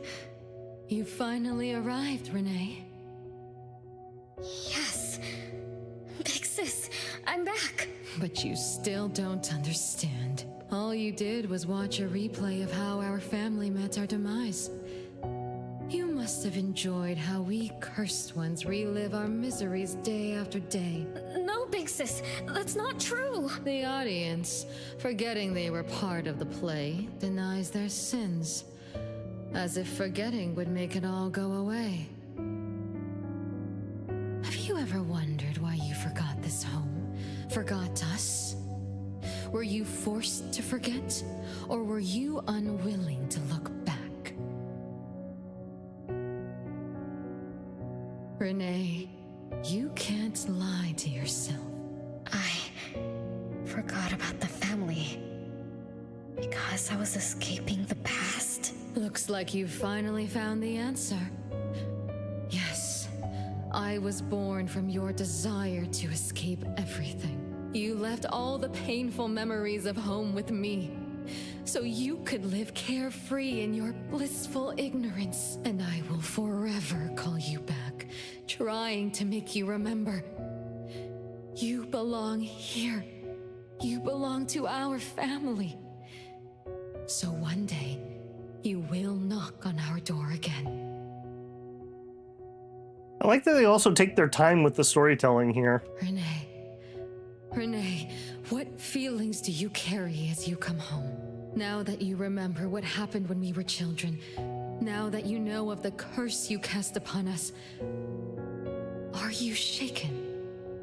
Do you even feel the slightest bit of guilt? You won't. You've always been selfish, greedy, and reckless. You betrayed the very purpose we were born to follow. To love Mother, to be with Mother, and exist only to fulfill her wishes.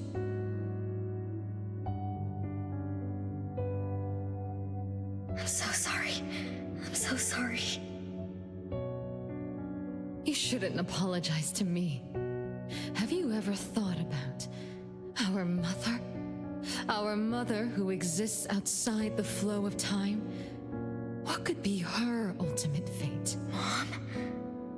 What happened to Mom? She gave you everything. All her love, all her life, and that thing. Her eternal present, which would have sustained Mother's immortality.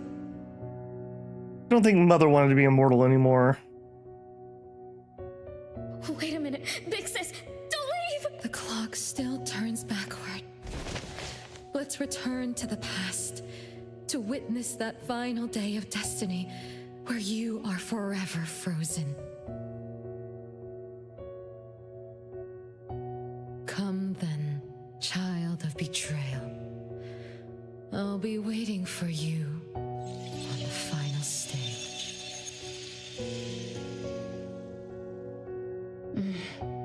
Darn guilt-tripping ghosts. Yes. I betrayed this family. I lived in a daze. Left my family behind. Just to forget my own sins and escape from my endless guilt. That sin. An unforgivable betrayal. I lived for so long, without purpose. Until today. Renee? Look. This is the message my siblings left behind. I'm not just the cursed child. I also betrayed this home. Betrayed everyone. Betrayed Mom. Oh, betrayer. Got it. But my family is still calling out to me. I still have a chance, right? If only I could go back to the past. Back to that last day at home. There's only 2 hours left. I need to find a solution soon. I should talk to Renee about what just happened. 7 o'clock. Time for dinner. Renee? Wait, where are you going to? Oh, hurry. The food's getting cold. Food getting cold? I can't keep Mom waiting for too long. I can't make her sad. Renee! That is not allowed. Absolutely not. I can't get to Renee. She's completely lost in the past. Let me organize the clues I've gathered so far. Uh-oh. Okay. Could the curse in this family be the rule-based anomaly that attacks Renee every night? I don't think so. After all, Renee and her siblings likely aren't entities that abide by the laws of nature. Right. It does make sense to be targeted for that reason. I think she's got her mom's immortality, or Mom took her over or something. If that's the case, why does the anomaly only appear when Renee wakes up? Shouldn't the anomaly that enforces the laws of nature have appeared with the first child? Can we really trust this Bella? Something's not right. Also, why does the puppet Renee carry also have a red letter on it? Are these things caused by the anomalous realm? Or perhaps someone, an Esper, orchestrated all of this? We got the blonde lady, and I still am suspecting that Bella is not actually part of this. I think she's something else. Is that Bella really a shadow from the past? Could be somebody after immortality. Anyway, I should catch up with Renee. All right, Babble's cooking. Babble's cooking.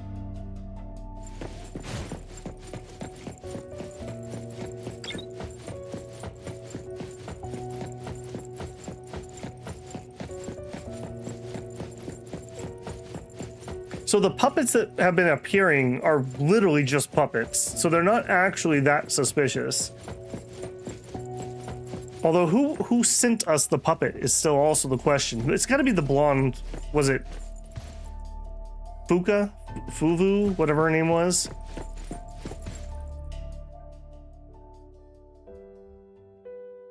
What's wrong, Renee? You haven't eaten much. She doesn't like the stinky green peas. Big Bro's cooking is great. I'm just not hungry. The Mighty King looks tired. He's not moving at all. Won't even sing anymore. Your little cricket? Yeah, my favorite one. Did the Mighty King die? He was still wiggling his whiskers around confidently yesterday. Or maybe he's just in a bad mood. Like me. I don't know. In my garden, the cherry tree sprouts green buds, while my little Renee blooms with laughter. Each day, withered leaves drift down, returning to soil, resting peacefully with insects that will never sing again. Just throwing out some casual poetry slam. Such is life, a circle without end. Don't be sad. You'll catch new crickets with shinier shells and better songs. But I want to play with the Mighty King. He's been with me for a long, long time. Is there anything after death? Will we die too? I know. It's a world where you're all alone. No mommy, no big brothers or sisters. Just a world that's always dark. That sounds scary. I don't wanna... Scary? You're funny, Renee. Can't move, can't hear, can't see. That's no different from when we were sleeping in our wooden boxes. Dying isn't that big of a deal. Oh, dagger to the immortal heart. Being alive is much better. I want to be with Mom and everyone forever. Appraiser, you're here. Wasn't I immature back then? My time with my family was running out.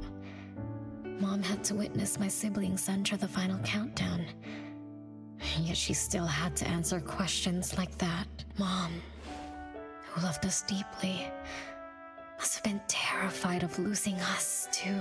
Appraiser, could we go see her? I just need to see her a bit more.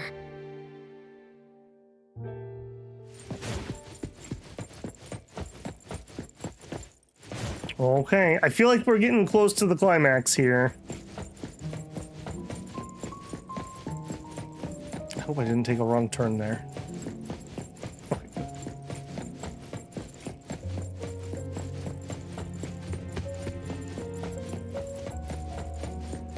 The pop-in on that clock is pretty noticeable because the icon's right on it.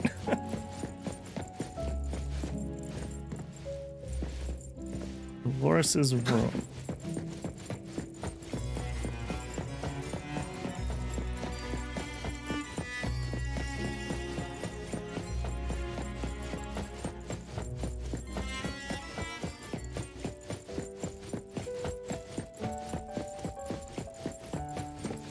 It's way past your bedtime, little troublemaker. I can't sleep. Oh, still feeling sad about the Mighty King? Bella told me I'd feel better if I cry. She said that kids like me just needed to cry, get a good night's sleep. Then all trouble will disappear by tomorrow. She said that no matter how sad she felt, she could never cry. So she was jealous that I could. Why can't Bella ever cry? Mama is the same. Huh? Why? Is it because you were grown-ups? Because grown-ups are strong? Mom and Sis work so hard for every chore in the house. I want to grow up soon to help you. I'll grow as tall as Mom wants. Oh, if you want to grow tall soon, you can't be picky about food. No, I don't want to eat green peas. I mean, we all have a red line that cannot be crossed. I'm with her. All right now, Mama will tell you a story and put you to bed. You'll grow fast as long as you sleep, okay? Are you continuing yesterday's story? No, tonight I'm telling you a story that no one has ever heard before. Once upon a time, there was a carpenter living in the royal city. Her skill was beyond compare. People said she had the magic to breathe life into wood.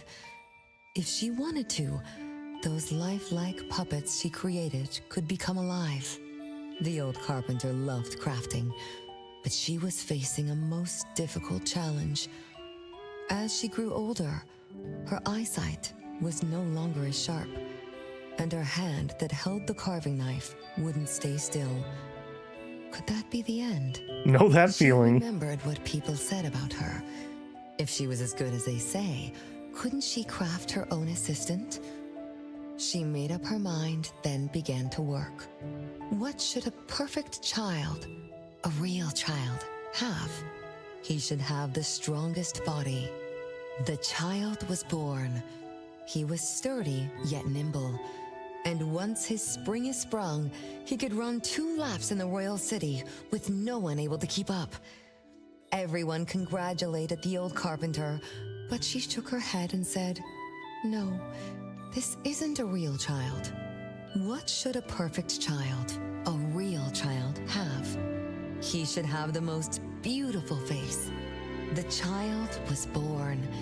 His beauty caught everyone's eyes. The king invited him to dance at the palace for foreign guests. Everyone congratulated the old carpenter, but she shook her head and said, "No, this isn't a real child. What should a perfect child, a real child, have?" More puppets were born from the old carpenter's hands. An entertainer who could make children burst into laughter. A grand magician with unpredictable tricks. But no, she shook her head and said, "No, these aren't real children." One night, the old carpenter sat at her workbench, designing the blueprints for her next child. All the puppets quietly stood by her. Suddenly she shivered. The window wasn't closed shut. The howling wind swept away all the warmth from the room. The old carpenter stood up to shut the window, then went to the fireplace for warmth. For a moment, she had an idea she didn't fully understand. Perhaps the dancing candlelight added some warmth to the puppets' faces. She realized that puppets get cold too. The old carpenter took off her scarf and picked up the blanket from her lap. She made sure all the puppets were snug and warm, then went back to her table. Her pencil swooshed around as she began sketching. Soon, a puppet took shape on the paper. She picked up her knife and began carving on the most ordinary piece of wood. Soon enough, a new puppet was sitting on her workbench. There was nothing special about it, but the old carpenter let out a satisfied sigh, as if she completed a masterpiece. She leaned down to kiss the puppet's forehead gently, just like an ordinary goodnight kiss from a mother. Then did the same to the other ones. After that, the old carpenter went to bed and slept peacefully. The next morning, she woke up with someone kissing her forehead. She opened her eyes to find a child, a real child, smiling at her. Whoa. Why did the last puppet turn into a real child? What magic did the old carpenter use? What do you think? I understand. A little. But also don't get it at all. Is that so? It's okay. Oh, it's getting late. Good kids should be sleeping now. Mom, I'm scared. I don't want to sleep alone. I'm worried that if I do, I won't see you and my siblings after I wake up. Isn't it better to be alive? You really are different from your siblings. Being alive is good. But what exactly makes it good? I can eat meals with my family, or play hide and seek, and listen to Mom's stories every night before I sleep. How wonderful! Mom, don't you think days like these are wonderful too? You're right. This is the best life, being with you. The best times in Mama's life is when I spend time together with you, my family. No, it's not. When I grow up and can do so much more, that's when it'll be Mom's best time. By then, I'll be so tall that Mom will be surprised. I'll be able to reach whatever Mom needs to reach. Then I'm going to learn how to drive. I'll definitely be the first one in our family to drive. Once I learn, I'll take our whole family on picnics. You were kind of close on that guess earlier, Andrew. When I grow up, I also want to... Mom.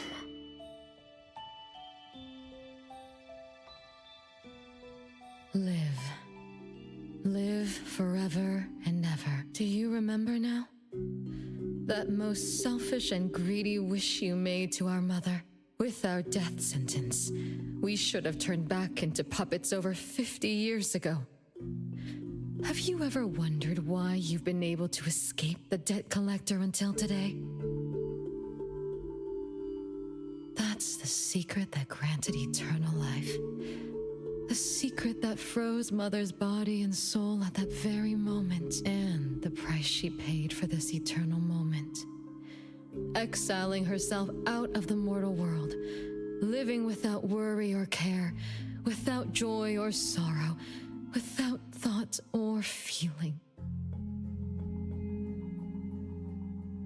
She should have been enjoying her unmoving life, and we should have been nothing but puppets she made on a whim, with the sole purpose to serve as her children. Well, you just said one of the prices she paid is living without joy, so... All we had to do was live under Mother's roof, love her, be loyal to her, and fulfill all her wishes.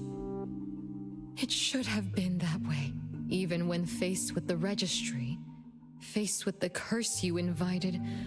All we could do was to give everything we got and do our best to fulfill our mission until the countdown ends. But what about you?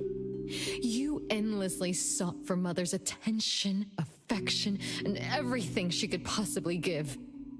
Now tell me, on that final night, what did you wish from Mother? I told her I wanted to grow up fast. That's right, honest child. And then?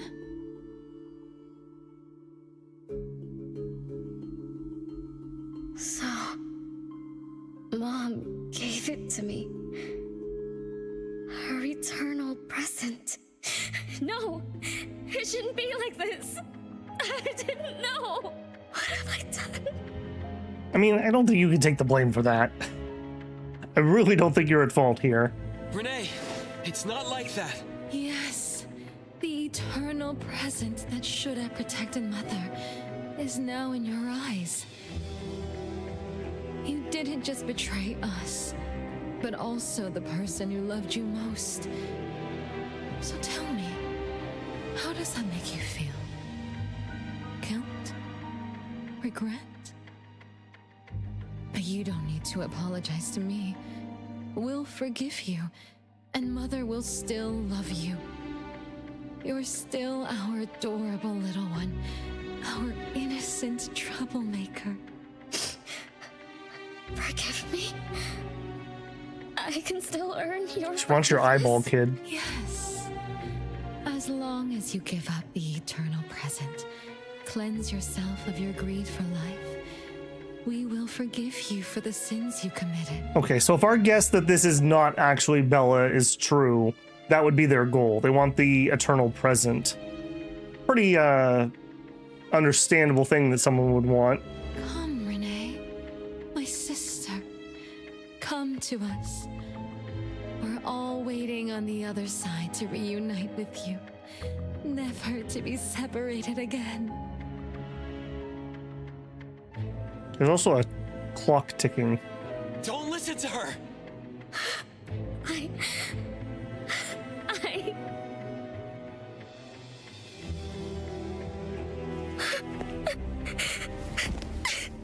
Uh-oh, we went pre-rendered.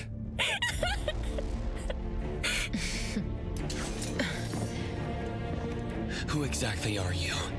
Yeah, I'm tired of your BS, lady. And your fake eye patch. I saw your eye under there.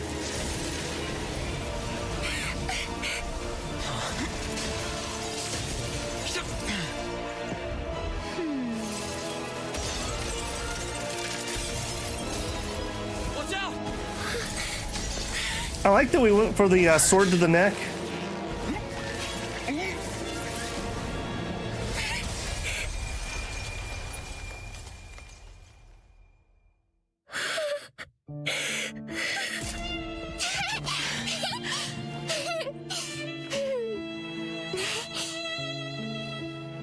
Remember to get to bed early and eat your veggies. My little petal needs to grow up healthy and happy. Don't forget Mama after you grow up, okay?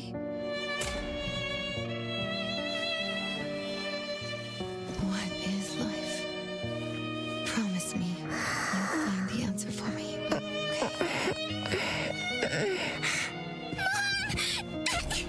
Where are you going?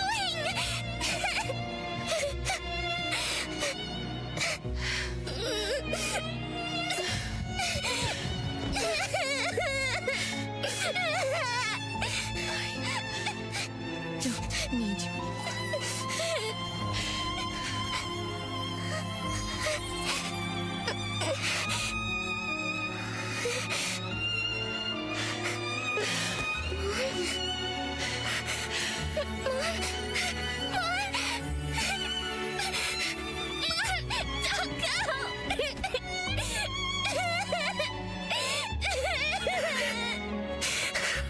She could have explained that a little better to the little kid.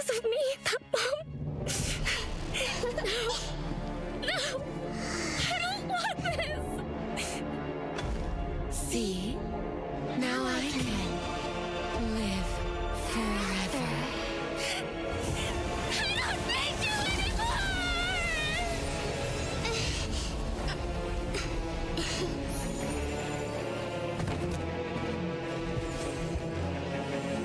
Yep.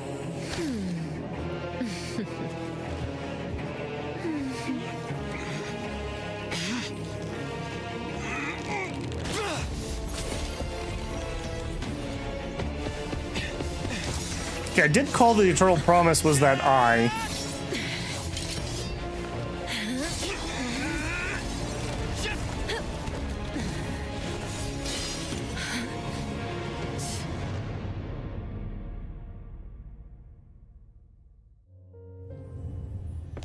Oh boy. I'm sure this won't turn out poorly for me.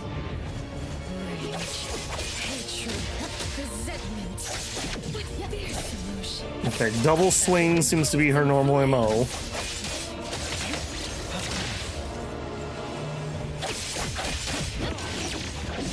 I was not ready for that.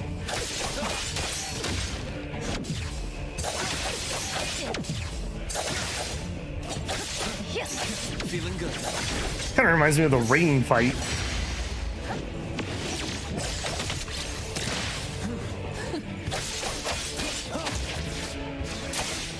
Oh, I think she jumped out of range. Oh, rip me. Dang it. Oh, it feels bad, man.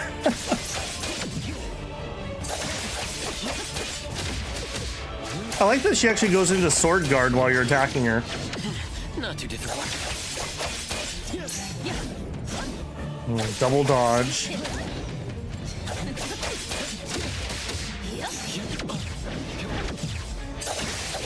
Feeling good. There we go. Got that one. Okay, can I not miss my ult this time? Pretty please. Thank you. Oh, slow your roll, lady. Thank goodness I leveled up my arc before this.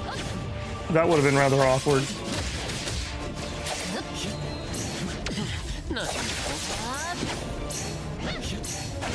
Oh.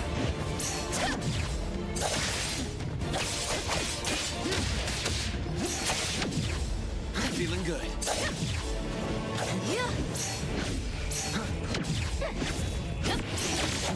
No, that was an interrupt there. Okay, about half. So that looks dangerous. Ow. What the heck was that? Shot off to the left. Feeling good. Okay, there we go. Good timing. Good timing.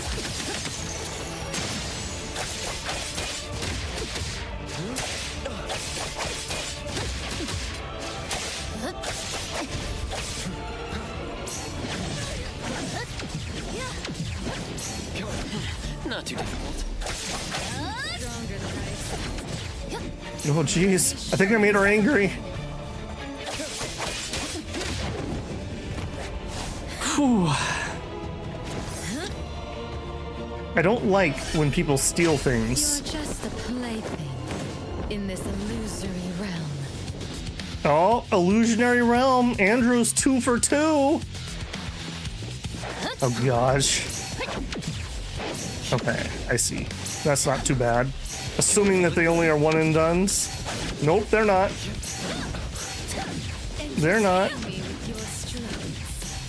Once I'm born, I'll bury you in this scarlet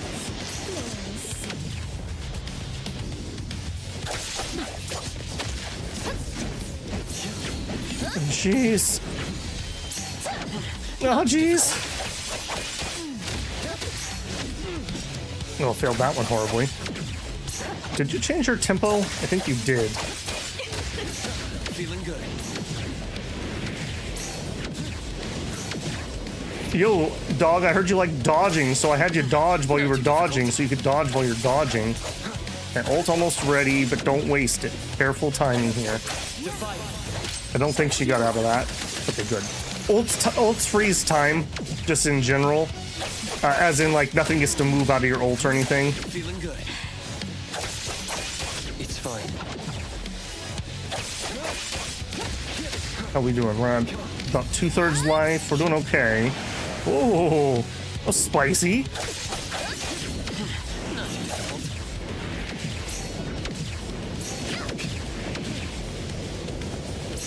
Feeling good. Oh, you can do, like, sword telekinesis, too? It's not even fair, man.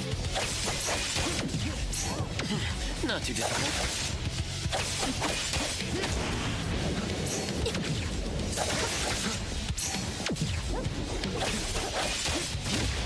Feeling good. I mean, to be fair, I feel like we're putting up a really good fight for random amnesia guy. Oh, and then he gets hit with a big one.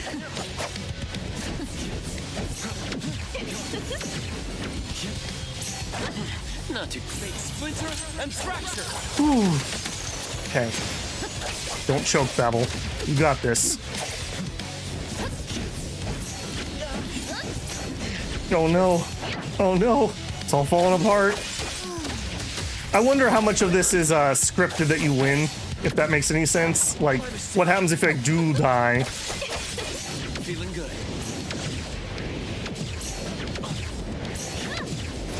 Slow your roll, lady. Jeez. Not too difficult.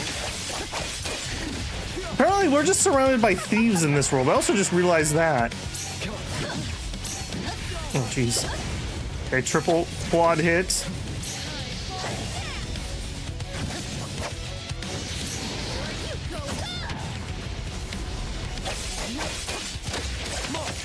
I haven't been using my skill because I was able to interrupt something earlier, but she hasn't done that move in a really long time. Ooh, okay, I made it to a cutscene. I won't let you do this! Yeah, give me back the eternal life.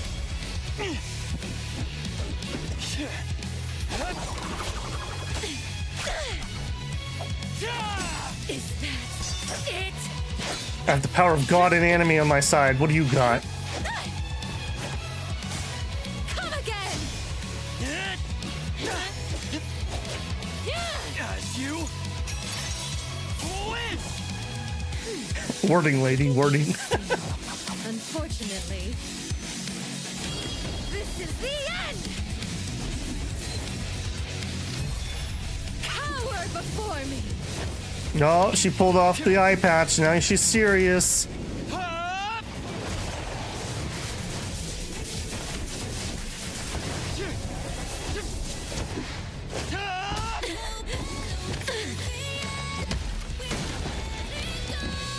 I mean, it's a really well animated scene. I'll give them that.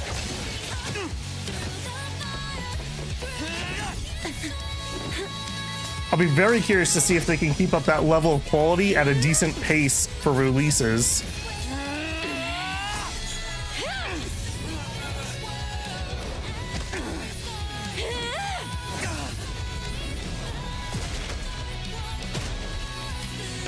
Just falling through reality here, don't mind me. That look on your face, I like it! How dare you wear a fake eye patch?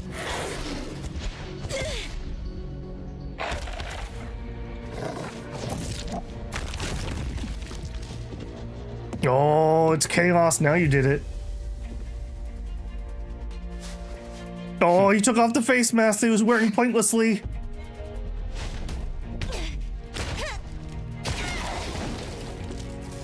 So you're the one behind all this! It's you. All at once? Tick-tock, tick-tock. Aren't you running out of time?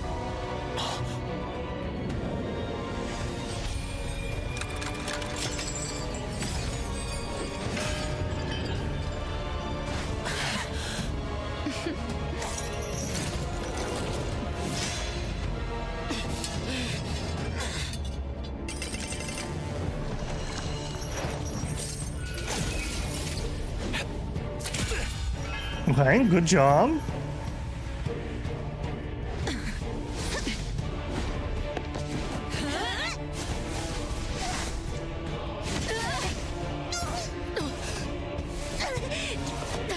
You're slower, Daffodil. Is this little cutie distracting you? I wonder when she dies, she'd be just as charming!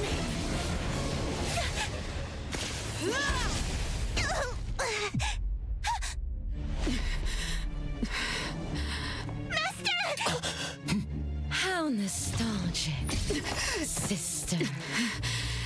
Sanko. We'll meet again.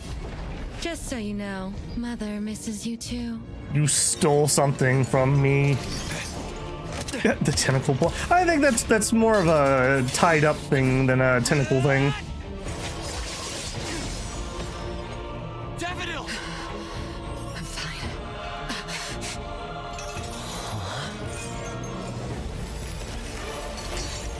It's not over yet.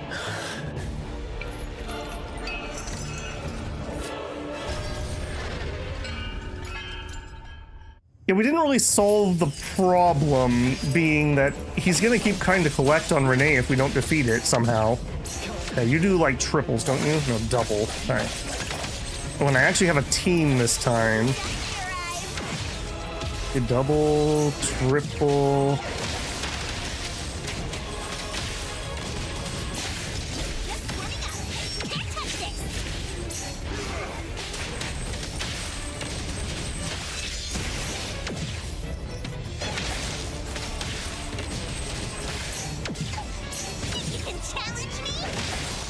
Okay, we almost have ults. I think we stay. Ooh, stay in it. Stay in it. Stay in it. No, he's going crazy. Okay, ult time.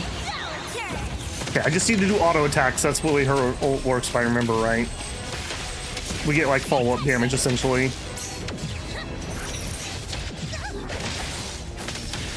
Okay, and then pop over to him.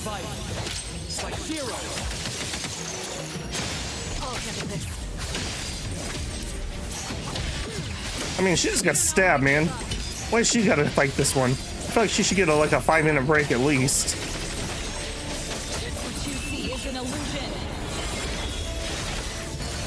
Okay, he's almost broken.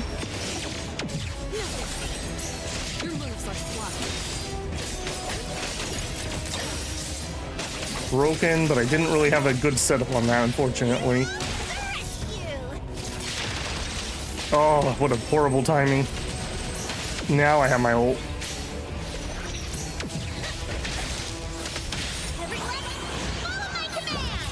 What's Chaos's lazy ass doing? I don't know. Being Chaos. I'm too edgy for this. What was the whole point of showing up and taking off his mask also? Like, why are you wearing that if you literally just take it off randomly? Like, were you unsealing your powers? And if you were, that's a pretty lame way to seal your powers. Eye patch is way better. Don't be a copycat. Then that's not an anomaly pun. Ow. Ah, he keeps actually being interruptible when I don't have my skill. Jerk. Absolute jerk. And fracture. Here I am. I believe Daffodil's thing is that she's better at doing breaks. Which I apparently messed up again. Your timings, man. Maybe someday I'll have an S-rank character. That'd be kind of cool. Okay, let's get off of her because she does not have any Esper cycles. He says is randomly get attacked. Dude, are you seriously just like cutscening me? You jerk.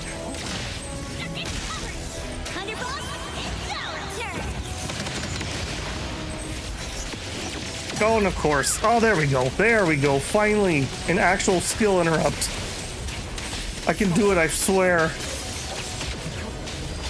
Hey, what are you doing? I can't even see what you're doing.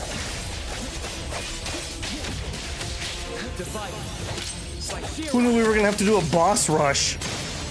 Okay, and break. That's fine. That's fine. Hop over there. Okay, that one was a lot better, even if I didn't have my ult set up properly. Okay, yeah, see, it's got the interrupt on those. I think I missed it now, though. Just gonna be happy not being inside that.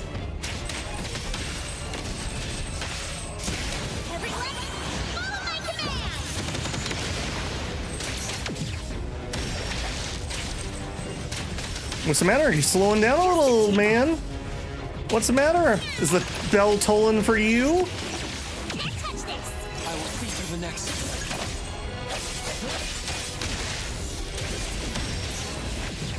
You're slowing down. Nope, he says as he gets hit finally.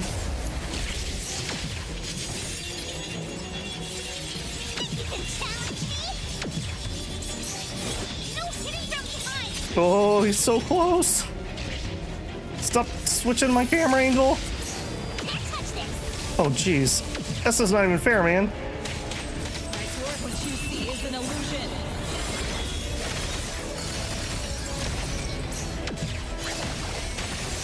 Trust me. They splinter and fracture. Okay, I think. There we go. Actually got the interrupt for once. Okay. Didn't you just like get your lung pierced? I'm fine. But Daffodil, are you okay? Maybe her extra padding saved her. Master got hurt the worst, and it's all because of me. I don't really think you can take the blame on that one. I'm fine, really. It's good that you're okay. Renee's unharmed too. Just dizzy from breaking free of the anomaly spell. Unfortunately, Zanko got away. She's the core member of the criminal organization, the Scarlet Letter. Oh no, not the Scarlet Letter. That's a long and winding novel. And a report for the puppetization case. That's gonna be a lot of paperwork. Haha. Thanks to everyone from A-Bone. The Bureau will continue to investigate into the aftermath of the issue between the debt collector and the Constantine family. I mean, I think we kind of understand that in full at this point. Tomorrow morning, I want those who know anything about the Scarlet Letter at the Bureau. We need to have a proper chat. Daffodil? I shouldn't need to fetch you at A-Bone, right? I see. Says who? Master deserves some. Natalie, appraiser. Let's go home. Before she collapses of blood loss. Could we at least put like some pressure on the wound? And we did actually have blood, which I appreciate.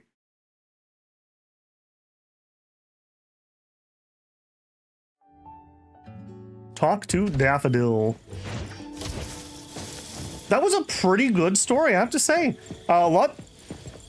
Well, I shouldn't say a lot longer than I thought, but they really took their time with it, which I appreciated. That didn't feel rushed. Maybe even drug out a little bit there, but not bad. Rest earlier tonight.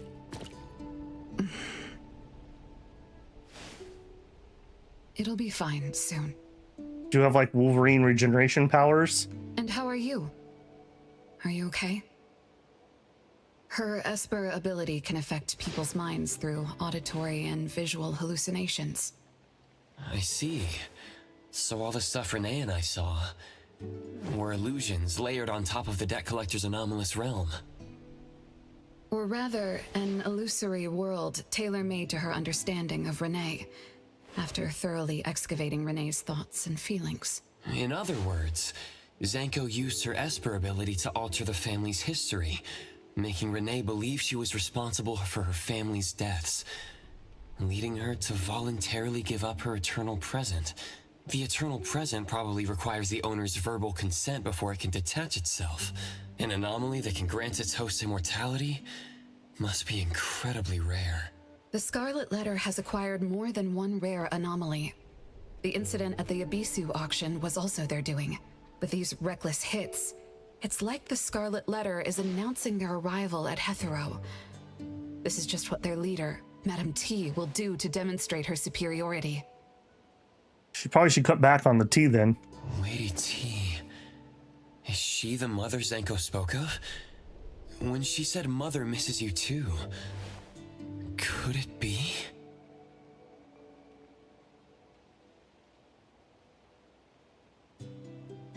Anyways, take a spirit sight bless when facing elves. I mean, that's true. If we had seen through those illusions earlier. Although, our boy Zero here was really trying. He was like really, really close.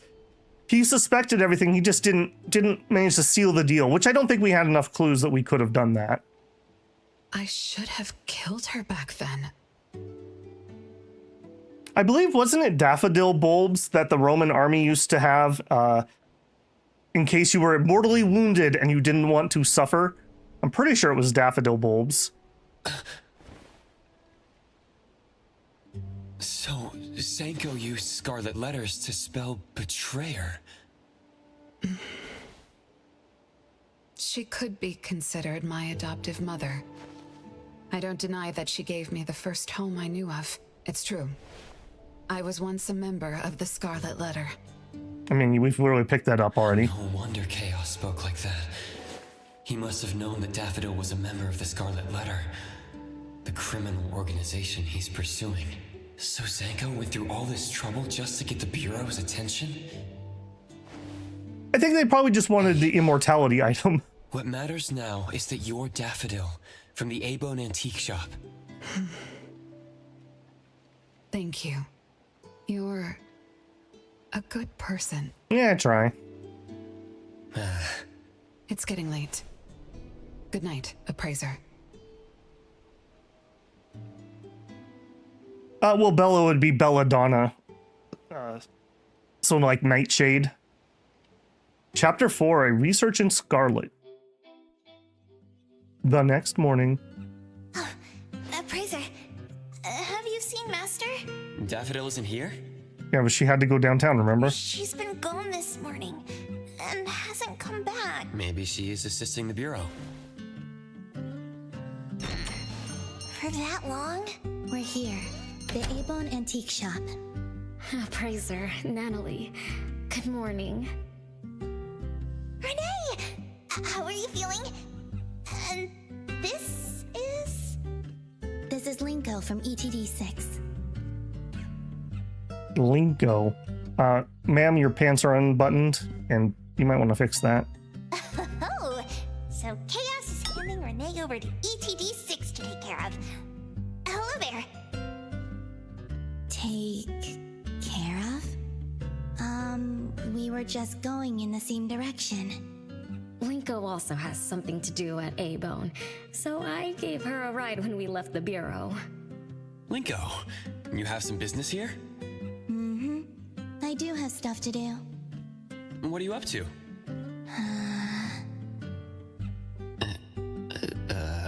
Business is already booming this early in the morning.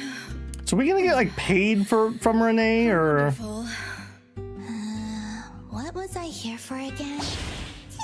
Tisk, you dummy! Don't tell me you forgot what you were supposed to deliver! Oh, right. The delivery. Thank you, Xiaojun. Whoa! What's this? I'm an evil spirit that can devour souls! If you dare disrespect me! I mean, that's not even remotely out of the normal. Xiaojun is my pet. Huh? I can control your body and eat wasabi if I want to, you know! Not hungry now. She's a taxi driver. Maybe she's got some of that family money. Linko, who are you looking for? Okay, I like the detail of the little ghost being locked in her backpack. Or TV or whatever it is. I'm looking for... Found her. Another new face? Just joined ETD? Yes, the director told me to give you this. Is that a fat wad of cash? Oh my. I told them a simple bank transfer would be fine, but they went ahead and sent someone over. Fresh bills are always so nice to look at, though. I like the detail with the hand rubbing sound effect. I have delivered payment to the A-Bone Antique Shop. Assignment complete. Director Alfard told me that the BAC will cover my commission fees, so that's what she meant. But I still wanted to stop by and thank you in person. I mean, kind of sucks you're not immortal anymore. Thank you, Appraiser, Natalie, and... Daffodil's not here? Please send her my gratitude. So was she actually a doll, or was that also part of the illusion? Thanks to all of your help. I learned a lot in the past few days. I went through an amazing adventure. It was wonderful. Yeah, my favorite part was when I was mentally tortured and cried. But we couldn't stop Zanko from taking the eternal present. Lady Dolores left that for you, right? Must be something important. Yes. Mom gave it to me. It's a precious treasure that protects me from the debt collector. It froze my life on the day the countdown ended. My time stopped flowing, and I was forever living in the moments between death's arrival. The time between the seconds. I was tossed outside the flow of time and taken away from this world, where the years still pass and the seasons still change. For me, the eternal present negated the meaning of time. I gradually lost touch with my past and became unaware of everything happening around me. Yeah, but what about Fuko, or whatever her name was? Every little thing in life that becomes precious because of the flow of time. In the end, I forgot what Mom and my siblings expected of me. I forgot why I was born and why I even existed. Until now. Oh, that would make sense. She was an illusionist. Yeah. Was that really living? She did also have the vocal shift, even if it wasn't quite the same. That makes sense to me. That was the secret. or rather, curse, of the eternal life Mom and I possessed. Mom was also affected. She found life dreadfully boring, so she hoped that our companionship would ease her eternal loneliness. It might have been fortunate for me to lose the eternal present, but honestly, I gained so much more. Most importantly, you helped me remember things from the past, and I finally found myself. And that feels so great. I suppose I went through a rebirth, right? I'm so happy for you, Renee. So the deck collector just dealt with then? What about the deck collector? Yeah. Thank you, Babel. Finally, somebody asking the questions that matter. Don't worry, I have a solution. Well, in addition, to make the most of this precious rebirth, I've decided to travel around the world. Can't outrun death, Renee. I'll probably leave Hetero for a very, very long time. So for each and every day ahead, I wish you good morning, good afternoon, and good evening.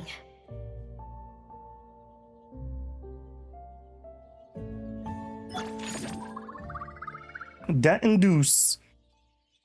Okay, and I think that is going to be the end of the main quests that are in-game currently. Yeah, we don't even have a section up here where it would say you need to get to 100 level whatever. So I believe that's the last of the main story that is currently in-game. I have no idea what their release schedule is going to be like. It might be a 2-week schedule, it might be a month schedule.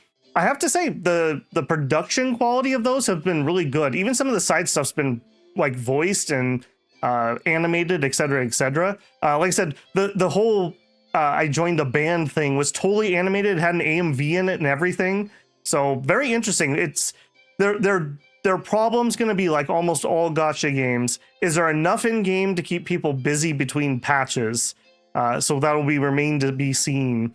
Unfortunately, despite the fact that that was a big quest, A, we didn't hit 25, and B, I don't have any more roles. So I still am without my standard character.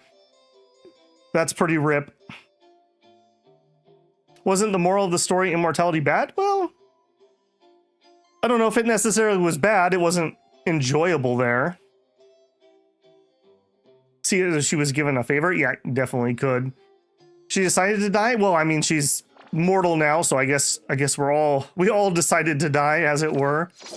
What have we got in here? My cafe needs restocking. Okay. Well, that is what I wanted to show for stream. So we have finished through the main story quests there. I'll have to see if I'm still interested in the game when it gets some more main story quests. I may stream it again, but otherwise, unfortunately, it was not of anybody else's interest. So that will be it for the regular NTE stuff for the time being. Tomorrow we'll be back. I'm a little torn. I'm kind of moving between whether we're going to start 6 Ages 2. Maybe we'll do a little bit of Solarium Infernium.